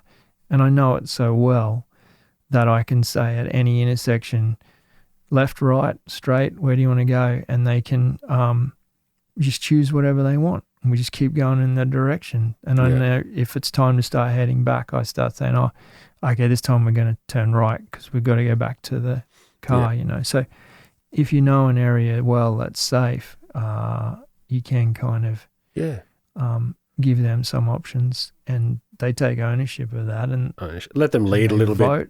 I let them walk in front all the time. That's important. You know, sometimes they're way off ahead, and I start saying, if you can't see me, I can't see you, and I don't want to not be seeing you because as soon as you're around the corner, I'm not quite comfortable with that yet. We recently did a trip to a friend's farm and stayed in their cabin, and I was working on my laptop there for the first half of the day, and then the boys were really good. They were practicing their archery and stuff and cruising around, and I said, okay, as soon as I wrap this up, we'll go for a ride on the quad bike. So I have one in between my legs, the little guy in between my legs, and then two behind me. Mm-hmm. And we jump on the quad bike and we ride around the farm. Cool. It's big, like, I don't know, 100 acres or something. And I was doing exactly the same thing. We were riding along, and I'd get to the trail would, you know, be left or right or straight ahead or right. And I'd say, all right, guys. Which way? Vote. And because there's three of them, usually you'll get two are going to say one and one's going to say the other. So it kind of works out well. Yeah. If there was only two kids, you might have a problem every single time. So I just do a vote. It's fair, right? And but all of a sudden they're not just passengers, right? They're I would literally not go anywhere I wanted. I just drive to an intersection and go, which way, boys? Because it didn't matter. I knew where we were, and at any point I could say, okay, it's time to go back. We turn around. I know where we are. Mm-hmm. We got to one point and I said, we can sit down here and have our break. Mm-hmm. Up on the top of this lookout, look over the whole valley, or we can go down to the river and have our snacks down there. And all three of them said, go to the river. So we stayed on the bike, went down, and they would jump off and get all the cattle gates for me. Yeah, right. Jump back on the quad bike, and down we went to the river, and they made all those decisions, and that they just said, I remember them telling, I heard them telling someone else about how awesome it was. Oh, Dad just said wherever we wanted to go. It's true. I wasn't lying. To us, we could just like, tell him to go you want. Yeah, and he would go left. We all decided left, and he went left, and they're not used to that, right? Yeah. Like how many kids are used to, telling their parents or suggesting, can we go this way? Yeah. Not really. That'd keep them switched on, even though they'd probably be loving being on the bike no matter what. But that would keep them switched on. I've made a few mistakes, right, with times when I've wanted to go on a longer hike. We've done a recent camping trip in Lamington National Park, and some of the destinations were quite a distance, and the kids would lose interest quickly. Yeah. Oh man, there was one time, and we were walking back, and one of the twins wanted me to carry them because it was just getting to her. And I remember throwing her up. I had a backpack on. I threw her up onto my shoulders, but because the backpack was there, she landed on my head, and that's when I realized I had my glasses on my head. And then I'm bleeding from the top of my head where the nose things are like. And then I ended up having to carry her. But that was the worst thing, because I'd then shown the other kids that I was able to carry a child on my shoulders. You've got to carry three. Oh, so don't do that. No way. Don't ever do that. No. Not unless there's one significantly younger. Like I've got a 6-year-old. If I carry him, the 10 and 12 aren't going to ask. If I carry a 12-year-old, I got a problem. Yes, and they'll all want it. But what we did, I treat it now like a bit of a car trip. So there's two things which is you may hear me singing in the bush, mate. You may hear me singing because apparently we the kids like that, and I Spy and I Spy. So just like if we were on a car trip, honestly, it's worked well that they'll play I Spy and it'll just take their mind off off the march. They'll do it, and just like singing a song. Yeah, for the 5 or 10 minutes of singing that over and over, it's it's been useful. Singing like things like Pantera. No, Megadeth. It's usually Dolly Parton. Oh, really? Yes, actually, not my choice. It's Not your choice. The girl's favourite song is Dolly Parton. Which one is it? I don't know. She's got a lot of banging hits, mate. What are you talking about? She doesn't just have one song. Yeah. Come on, man. Oh, man, why can't I even think of this now? You're not talking that 9 to 5 song. No, it's not 9 that to one. 5. Okay. You get back to me on that one. I'll get back to you on the girl's favourite Dolly Parton song. They're going to listen to this one day and they'll be disgusted that you didn't know the name of it. Oh. Or even how it goes. Not Jolene. Jolene, absolutely. Yeah, Jolene. Yeah, they sing it. They sing harmonies. These 5-year-olds, they're crazy. Yeah. Oh, that's funny. Yeah. Time management, or rather manage time, was a point I had, and we've already discussed a lot of these things, but plenty of breaks, more breaks than you think you need to be factored in. Sure. My kids are just growing out of it, but even 6 months ago, the second they start burning calories and you're walking down a trail, honestly, those kids burn through the food in 20 minutes. Yeah. I'm hungry. You sit down, you feed them.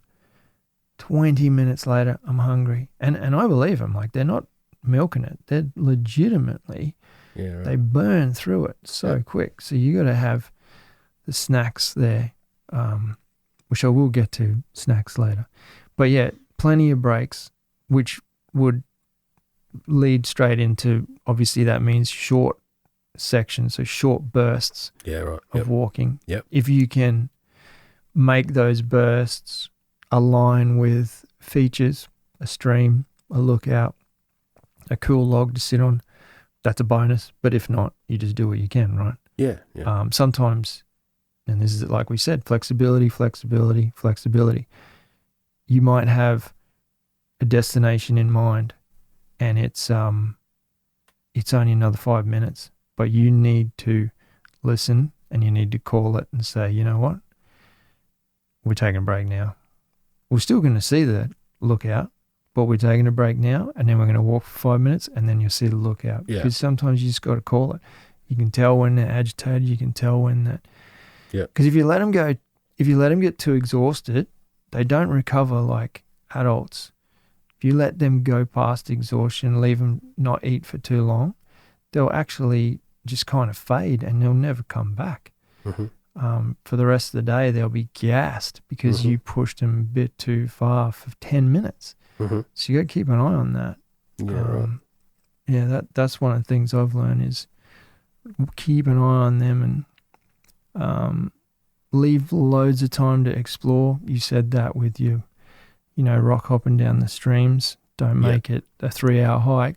Make it a 15-minute hike with 3 hours at the stream. Oh, for sure. That's right. That's right. They love that. Oh, I reckon I could climb up to that branch, and then you go, but we got to keep going. No, okay, that's the opportunity actually, is to let them go and climb up to that branch. And yes, I 100% agree. Yes, that's exactly right. And that's what they'll take home, and that's what they'll want to talk about. That's exactly right. It's stopping and it's actually listening. Really. Listening to it's what they say. Listening and communicating. They say, Dad, is that a snake poo?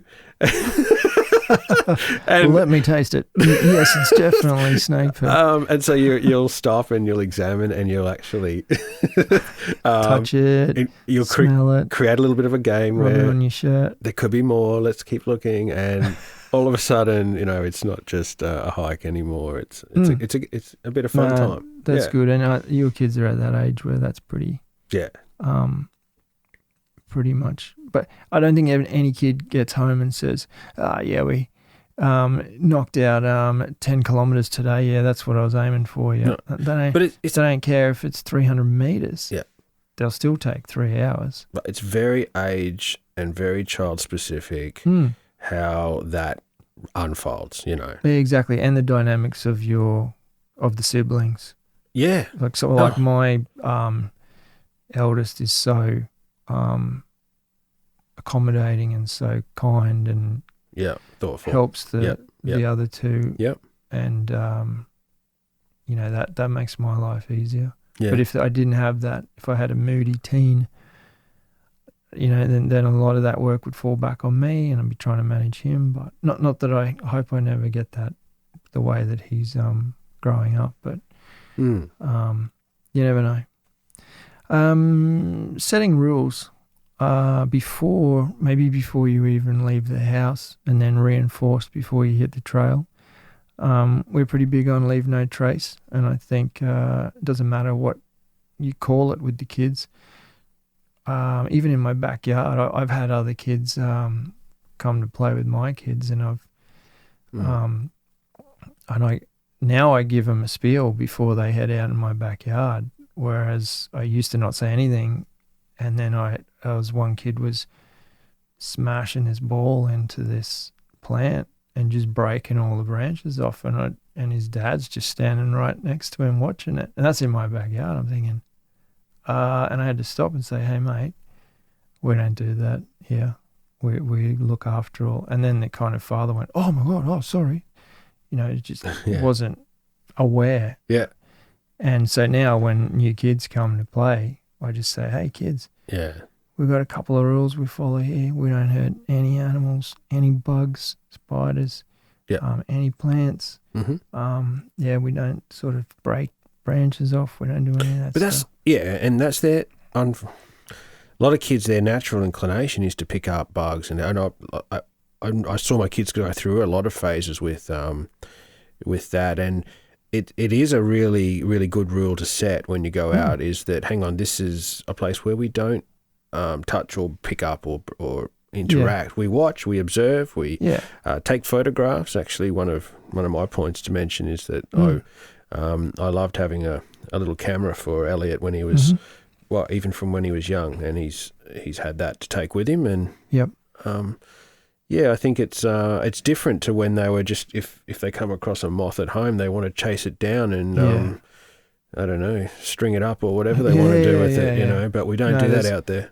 There's a difference between looking at, say, for example, looking at some beautiful moss growing on a tree trunk, or getting a stick and trying to scratch it off. Yeah, right. It's not like, the kid's intention is not to destroy things, but it is a part of their kind of learning and development is to almost to try and break things to see what things are made of, So you kind of get it, but there's definitely a responsibility from any custodian, uncle, auntie, father, mother, when you're heading out to these places, that you keep a tight rein on the way they interact with. Yeah, I like that, setting rules. And I think some of those rules can become a conscious activity for them. So I think what you just said about leave no trace, did you tell me once you got your kids to, and I've started to do this, where they pick up anything that's rubbish and carry it out.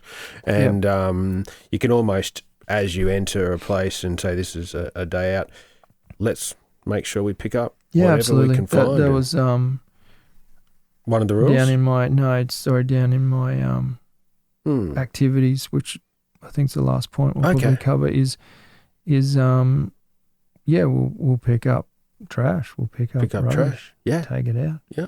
Why would we leave it sit there and walk past it? Then they're big into that. Yeah, and they'll spot it a mile away and say how bad it. Oh, yeah. Look at that.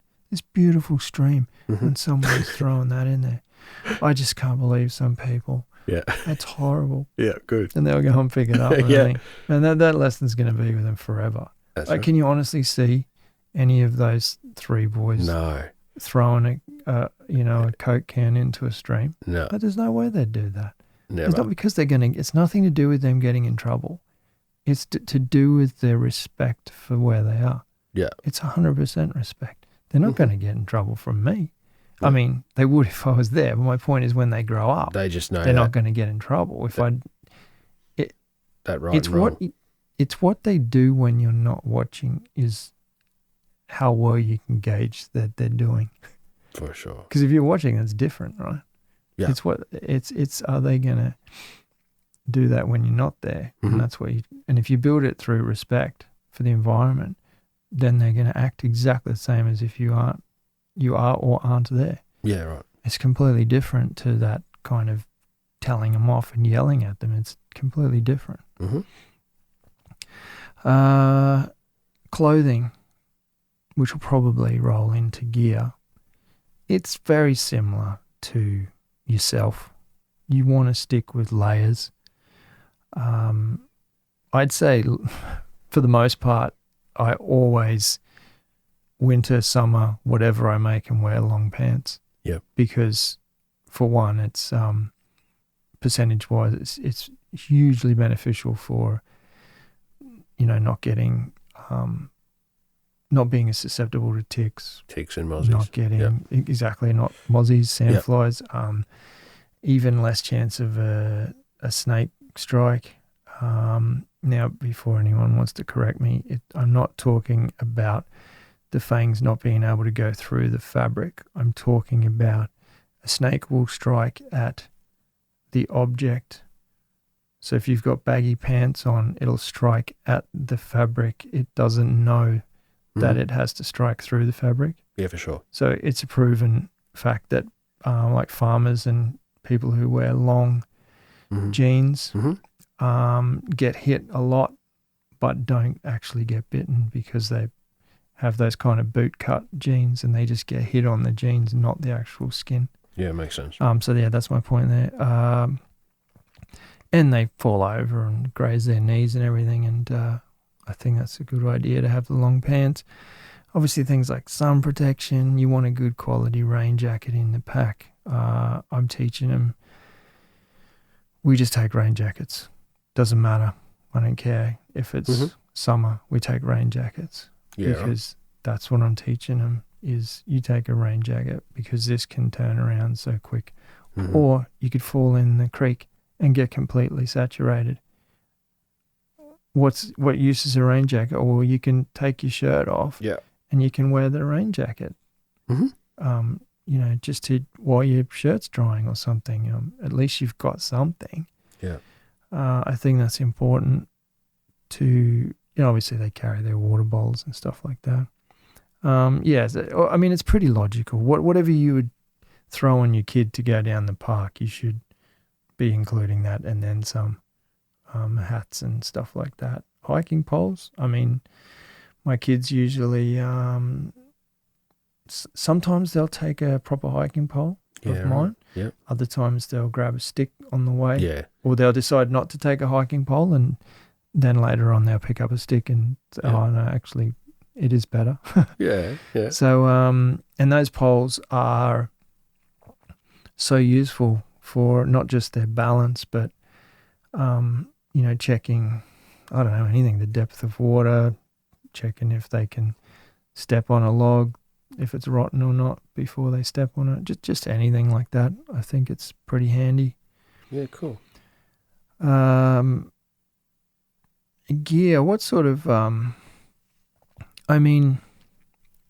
we can talk, obviously, there's a backpack, but then there's things that I think if they take, again, it comes down to ownerships and their own special things that they carry that excite them. If they're carrying these things, they're going to be more into the whole adventure instead of, oh, Dad carries everything. I don't really feel a part of it. Yep. My boys carry their own special knives that they've got. They, you might have, they've both got, the two oldest ones have got, actually all three have got binoculars and they love watching birds and stuff. So the binoculars come along. The camera. The camera comes along. The head torch. Which head torches. Again, that's like a sort of a habit thing. Is you'd say you throw your head torch in anyway. It doesn't take up any room. That's if right. we get lost or someone hurts themselves and we have to wait for them to recover and it's night time, you'll be glad you threw the head torch in. Yes. It's a safety precaution that we should be teaching them from an early age. Things like a little cutlery set or their own, like collapsible cup or something that belongs just to them. They carry those things, and when it's time to use them, they get them out, and they're so excited because they get to use this thing they got for their birthday or they saved up and purchased. Then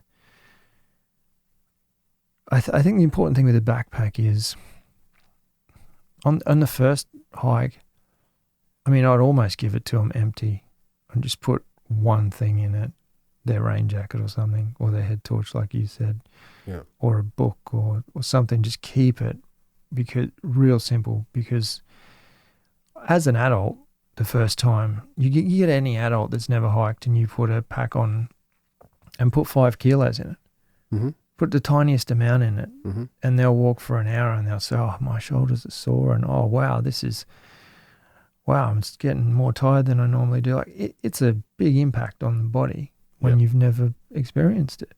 So you take that and multiply it with a little kid, and you'll, as I said before, you'll destroy them pretty early if you try and load them up.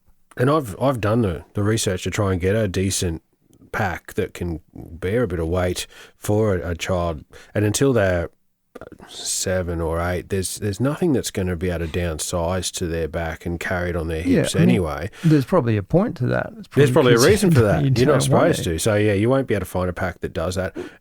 And also, there are a couple actually, but that's they're not very common.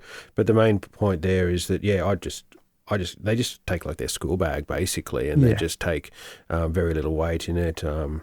Just as you said, just a bit of clothing or some participation, a little bit of snacks and stuff. Snacks, if they can carry their own snacks and water bottle, you're better off. And I think what you need to consider as well is, for me and for you, if you give 3 kids backpacks and you overload them, you better be prepared. You better have space in your backpack to be carrying their stuff. And I'm not even joking about that. You should always have some extra space to say. And that's why when I hike with my kids, I take a full pack. I take a pack that I would take overnight. Yeah. It's not full. It doesn't have much in it at all. It's got the stove in it, my rain jacket, bit of food for everyone, water for me. But the point is, if one of them gets really tired or, sprains an ankle or whatever, I'd say, give me a pack and I can stuff the whole thing into my pack, and it's no extra weight for me. I don't care. I'm used to like 5 times that. Yeah. But just knowing that you can take that load off them if you have to, I think that's probably it. So on that point, like I said, I always overcompensate with my packs. I always have a pack that's way too big. Yeah, but I take heaps of safety stuff and everything in it. Yeah, for sure. I usually throw in a tarp even. I'll throw in the tarp off my hammock. So if some bad weather rolled in and we had to sit it out for an hour, I'd just string up a tarp real low. Yep. And we'd just huddle under that and have a bit of fun. Which they would love. Yeah. So, but not having that, the difference between not having that tarp and having it. Yeah. Imagine like sitting there and just getting smashed by a storm for an hour. That's a long hour for some kids. Yeah, I think it's our job to sort of have that planning and that thoughtfulness. Yeah, a little bit. Yeah, in some respects, I do plan for the worst, but it's never come to that. I hope it never does, but I'm always ready for it. Yeah. The worst thing to be would be having that responsibility and thinking that, I won't bother taking first aid kit today, should be right. Yeah. That's just ridiculous.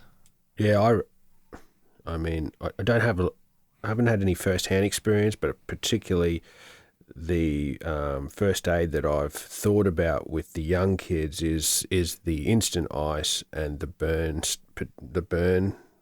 potential with around fires and stuff like that, because young kids are just more prone to those sort of bruising and burning and stuff. But luckily, I haven't had any serious injuries out there. But we've got to sort of disclaim here. Hey, if you're going to take your kids out, be real careful. They are prone to injury and disaster, and they're going to slip. Oh, can I tell you? Trip. Can I tell you what happened last weekend? If you want, if you don't mind getting the onslaught of people DMing me saying how bad you are as a parent, go for it.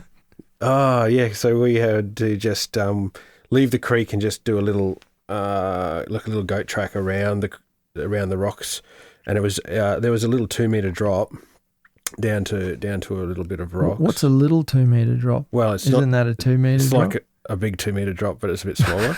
Okay. But it seemed little, but when you think about it, it's 2 meters. And 2 meters is what's that? That's more than 6 foot. About 6. It's a bit more than that. Yeah. All right. And one of the twins was leading us, Bonnie. She was leading the way, and she had just had her sand shoes on, and she was a little bit of pebbly stuff, and she just went towards the edge, and her feet just slipped out from under her, and she fell on her bum, and her feet sort of went over the edge, and she turned and just sort of caught herself, and she was just basically hanging over the edge. And but I saw it all in slow motion, and I had a backpack on, but I sort of leapt towards her, and it was like I was on roller skates. I've just sort of skidded towards her and had my hand just on her bicep, just as she'd sort of turned onto her stomach. Yeah. And I just had her there by the bicep, but like it was just also so close to me going over the edge as well. I say she was fine until you slipped and booted her off. I made this whole thing worse. But no, the kids would call me Fireman Sam after that. It turned out to be quite amazing experience, but and she was almost in shock that she was just quiet about it all for the next 5 minutes. But yeah, she had a few scratches on her knees and stuff, and scary stuff. It can happen. Yeah, it can happen. From my experience with the show Fireman Sam, my kids used to watch it. Or not only is that an honour for you to be called that, but if you ever go to that place where he lives, I mean, I just would not go there, because every single episode is a complete disaster. Things are on fire, people are nearly dying. I'm thinking, well, don't just move away. Yeah. Don't live there anymore. Yeah. What do you if expect? Sam moves away, you're all dead. You're all dead. On that note, let's jump to food. We're almost there. Hang in there, guys. We talked about snacks. This one is, again, kid-specific and parent-specific. My boys love beef jerky. They love salted cashews. Those sorts of things are things we don't really eat at home. So when they hit the trail and they get that salt, because they're sweating, and that's what I take on hikes as well, because I just love that saltiness and the being able to chew on something, and you kind of they like those sorts of things. Obviously, you take your muesli bars, your granola bars, whatever you want to call them, and then the rest is up to you, but it's just got to be transportable, and I wouldn't go taking stuff that your kids never tried before. You get out there and find they don't want to touch it, you got a problem. Bush tucker time. Yeah, bush tucker time. Ever tried snake, mate? Like I said, I took those sausages out on that hike, and because we were able to make a fire, we cooked on a fire, and we had the time. We left early in the morning and had all day. You can take things like oats, make little oat cakes. You can make things really interesting. You take a very small fry pan and have a lot of fun with it. You can do what Harvey did and have your Skittles sprinkled on your on your peanut butter. tortilla. I mean, the kids are burning that much energy out there. It's not going to matter to treat them. That's right. Do you remember that hike that we did in Tasmania? We turned up at that hut. No, not the jelly beans. We turned up at that hut and it was freezing cold and it was raining, storming. And the guy says, "Oh, do you want a, what do you call it? Do you want a Snickers? Do you want a Snickers roll or a Snickers tortilla?" I'm like, what are you talking about?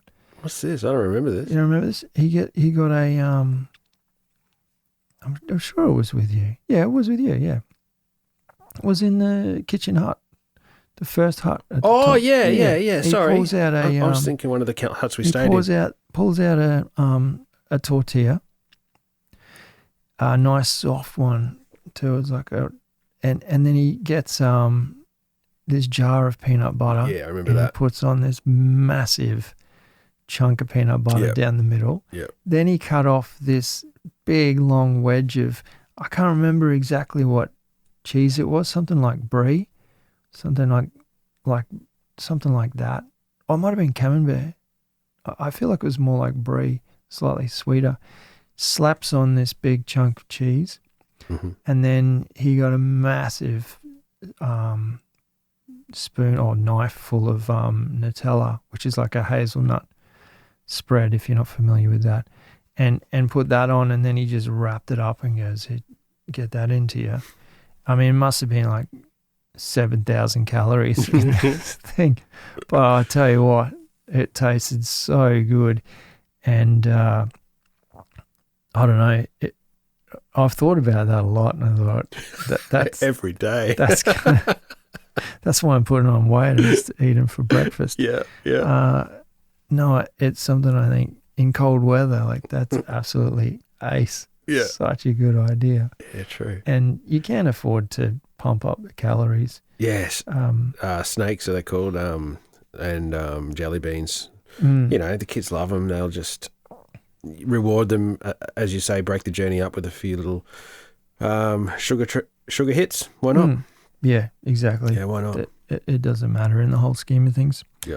Speaking about awesome food on the trail, on the first day of the canoe trip with Dad, I took I took 4 pork steaks out of the freezer. Yeah. Put them in a cooler bag. Yeah. I left at 5 in the morning. Got into camp at about 3 in the afternoon that same day, and they were just kind of still cool to the touch, but thawed out. Yeah. And I bought some apples on the way, and I made applesauce and potato mash all over like the normal cooking stove. Righto. And cooked these steaks up in a fry pan, and it was just the most epic meal ever. Hang on, normal cooking stove, what's that? The hiking stove. Oh, like a little crux. Yeah, the crux. Yeah, right. How do you cook a steak over that? I'm thinking of doing it this weekend. How do you? You need to have a pan. Need a pan. Not just the crux. And pot. I take no.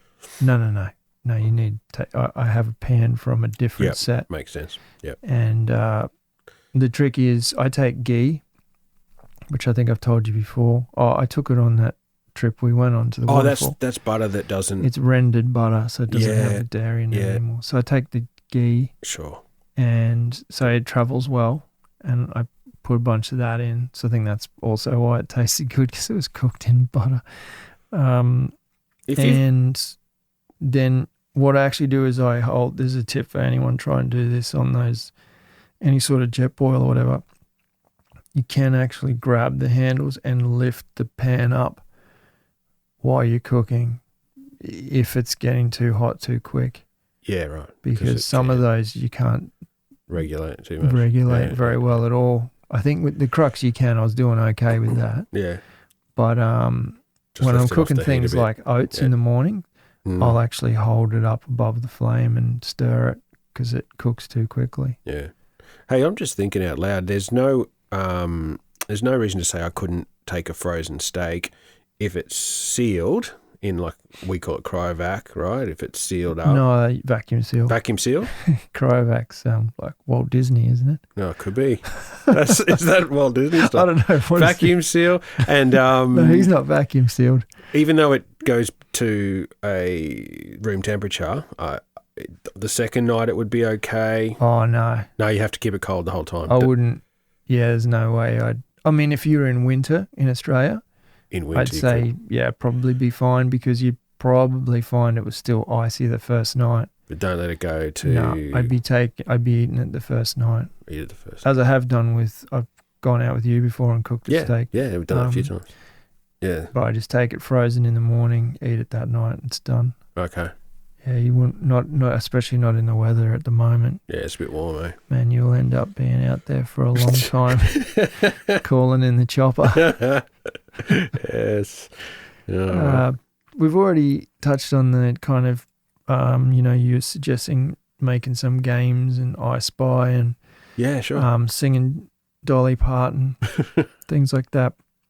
Something that my wife actually started doing around the backyard, which the kids love, and you can adopt that to a camping trip or hiking, is they do a treasure hunt. She gives them a paper bag and just some kind of sandwich bag and writes a list. Sort of 4 or 5 things, like a pebble or a brown leaf or a yellow leaf, and off they go, a million miles an hour. Yeah, that's been great and stuff. And they have to bring it back and get it checked off. Yeah. If you don't want to kind of encroach on the environment that much, you can just do it visually. Like say, hey, you got to see moss, and then you can tick that off. Oh yeah, there's moss. You don't have to collect it. Alone, you just see it and tick it off. So you can do that sort of thing. Mm-hmm. Journaling. My kids do a little bit of writing. They do a lot of sketching in their little books. Cool. The 2 eldest ones are great at drawing. The eldest one in particular draws birds amazingly well. We already talked about collecting rubbish and photography, and the binoculars as well is another thing that they seem to love, sneaking around, looking at birds that we don't get in our sort of home area whenever we travel. There's a whole new bunch of birds to check out. And I think allow time to play, which you've touched on quite a few times, is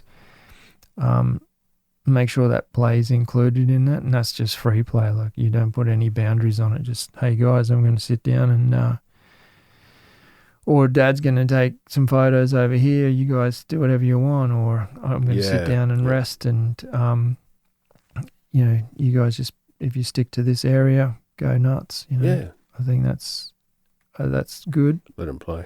And something which is maybe not appropriate for kids of your age, but older kids, especially into the teens, is alone time, like time by themselves. Even if you're hiking as a group, if you stop at a place, it's okay for one of them. Like, quite often my eldest will wander off with his camera and maybe just go sit on a rock or a log, and he'll just be observing nature. And even if he doesn't take any photos, he'll be just enjoying that piece. I love how you've told me that he's actually stayed outdoors in the backyard on his own a few times. Yeah. He was, I think that's after he was watching Alone. I think you mentioned that on this podcast anyway, too. I think I might have, he didn't make the whole night, but it was the night that he had planned. We couldn't change it, or it had to be that night. And massive storms rolled through, and he got rained on 3 times. He restarted the fire twice, which I just can't believe. He didn't have a lighter. He was doing it with a ferro rod. Really? He restarted it twice. Wow. And the third time he spent 25 minutes and couldn't get it going, and then he just sat soaking wet in his shelter for a couple of hours, and then he pulled the pin, and I said, hey, you should not be ashamed of that effort. I said, as soon as it started raining, I would have walked inside. Oh, that's cool. Yeah. Hey, I did add a couple of things Sure. to that list for this hiking with kids episode. I thought you can't do it without. Camping wise, glow sticks. Have you ever? Yeah, we take them on when we camp. Yeah, for sure. These are things that kind of intrigue the kids. You can mention it earlier in the day that it may come up later. We'll have glow sticks. Similarly, they definitely go crazy for that. Yeah, they go crazy for it. I love it. They love it. Marshmallows. Having joke books are awesome. Joke books? Yeah. Don't you have enough repertoire? I don't know why I wrote that, actually. I'll take that off. I'll take that off. You mean that I'm very book funny. That you're the author of? That's right. My own joke books. Craig's Aussie Jokes book. I should have... Actually, this list is no good. Walkie-talkies, which is UHFs. Yeah. So we take them on our... a couple of our different holidays. Yeah. I've got a really good set, and I'll keep one, and the boys will have one between them. And they're allowed to sort of... And they'll go beyond where we can see them, and we'll check in, and we'll have call signs, just for safety. If we're at populated caravan park or something, we'll have a call sign where they never say where they are, and they know all of that kind of safety stuff. So if you're a listener and you got that walkie-talkies at home, you could, incorporate it, I reckon. Yeah, absolutely. And one other thing which I have not tried, but it looks fun, is colour change magic flames. Have you tried? Oh yeah, yeah. My neighbour bought some for the boys. Yeah. I think it was my neighbour, and we threw them on, and they were pretty spectacular. Is it good? Yeah. Yeah, no, it is, even for adults. Yeah, so you say, hey, tonight we're going to have the colour change. Yeah, it's pretty cool. Yeah. It's full rainbow. Yeah. It's ridiculous. Makes the flames change. There was a Facebook post I saw going around. I've actually saved it for my own personal benefit. It was a whole bunch. It's about sort of 5 or 6 things that you find in the home pantry. And it's obviously some of those things are probably what's in these, and they give off different colours. Chuck in the fire. Things like flour. Yeah, right. Gives off a different colour to sugar. I think another one might have been baking soda or something. So you can research that. Stuff you might have. You'll find it on Pinterest or whatever. It'll take you 5 seconds. And get some things out of the pantry and just sprinkle them on the fire. Because I'm not exactly sure how many chemicals those things are pumping into the atmosphere. Yeah. I don't know what's in them. But to your point, they look fantastic. Yeah. All right. Yeah. And they go for ages. Yeah. We just couldn't stop staring at them. They're just unbelievable. Yeah. So that's more if you're going to go camping with the kids or overnight or whatnot. Take some of those things. You'd be silly not to, I reckon. Yeah, that's my list done. Yeah, look, that's about it. This has been, I should have mentioned this at the start. Robin requested this a long time ago. Yeah. Our friend Robin, if you know anything about the podcast, you'll know who Robin is. Who Robin is. Who he is. Yeah. Robin a long time ago requested, because he's got young children. And he requested that some time ago. And I said, I promise we'll get to it, because while a lot of listeners do not have kids, they may do in the future, or they may travel with friends with kids, or they may, like I said, you might be an uncle or an auntie or something and want to take your nephew or niece out for a few hours because you're into hiking. You might want to introduce them to that. That might be something you do together. I've taken one of my nephews hiking on a 3-day hike, and we get on really well.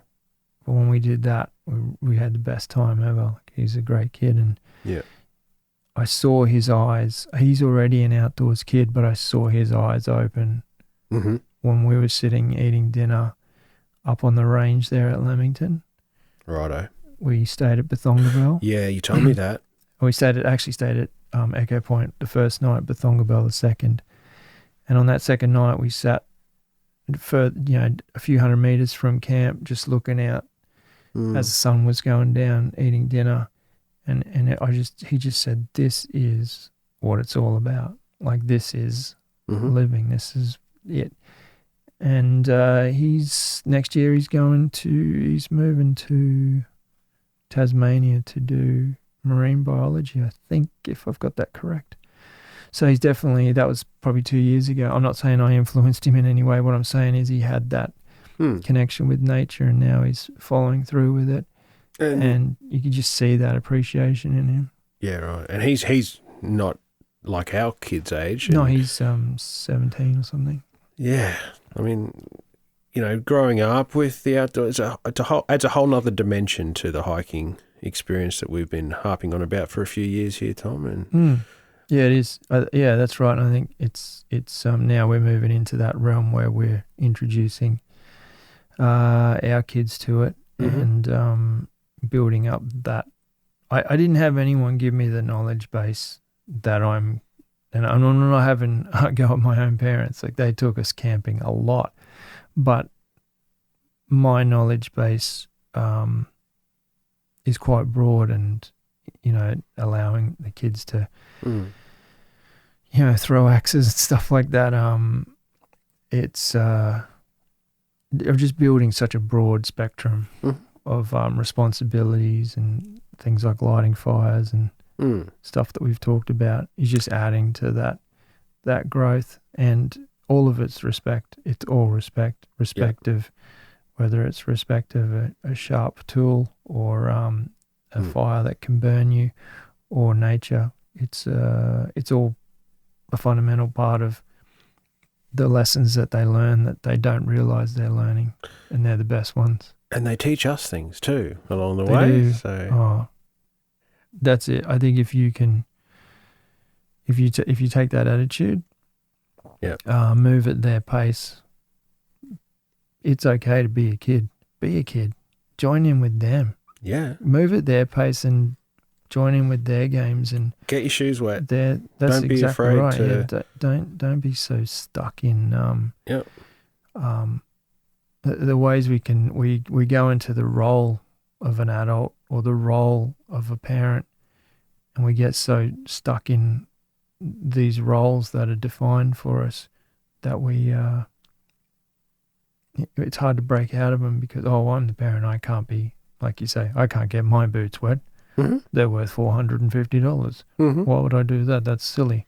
No, maybe you should. Maybe you should get your feet wet. Take your boots off. Go in barefoot. That's right. Just experience things from a different perspective. Have you seen Captain Fantastic? No. Movie with Viggo Mortensen? No, I haven't seen it. You got to watch it. Yeah. Yeah. One of my mates I used to work with, I took him on a hike recently, and he said, as soon as I watched it, I was thinking of you, like raising your kids. He said, you got to see it. You absolutely have to see it. And it'll bring a tear to your eye at the same time. It'll make you laugh and smile. Like, it's good stuff. Yeah, for sure. Absolutely. Fantastic movie. So I'll leave you with that. Yeah. Anyway, I was conscious that we were going to be talking about our kids and what we do with them and how we've brought them up. I didn't want this to be anything about, how to be a parent or how to not be a parent or how to interact with your kids. I mean, that's for you to choose. But if you can, if our listeners can pick up anything from us or any of our experiences here, then I think this would have been, worthwhile. Yeah. And nobody knows if they're doing parenting right until they see their 21-year-old kids. We're all just doing the best we can. It's not about our kids, as you say. Yeah. It's just about, this is all I know. The stories I'm telling you, that's all I know. You might have a better perspective of a lot of things, and that's great. But like Craig says, there might be some things that you never thought of, or a different way of approaching a situation that you never thought of. But yeah, get out there, start small, start next weekend, just get it done and make it a habit. Very good. Thanks, guys. Been a long one. Good to be back. we'll be back again in the near future. That's my plan. Okay. All right. Thanks, Craig. Thanks, guys. Take it easy, and we'll catch you on the next one. See you later. See ya.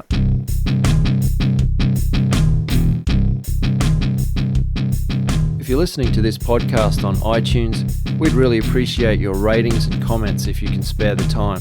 If you'd like to know more about HikeordieTV and keep track of our adventures around Australia, make sure you drop by Hikeordie.com. That's where you'll find all the information you'll need to follow us on YouTube, Facebook, Twitter, Instagram or Pinterest. As always, we appreciate your support. Thanks for listening.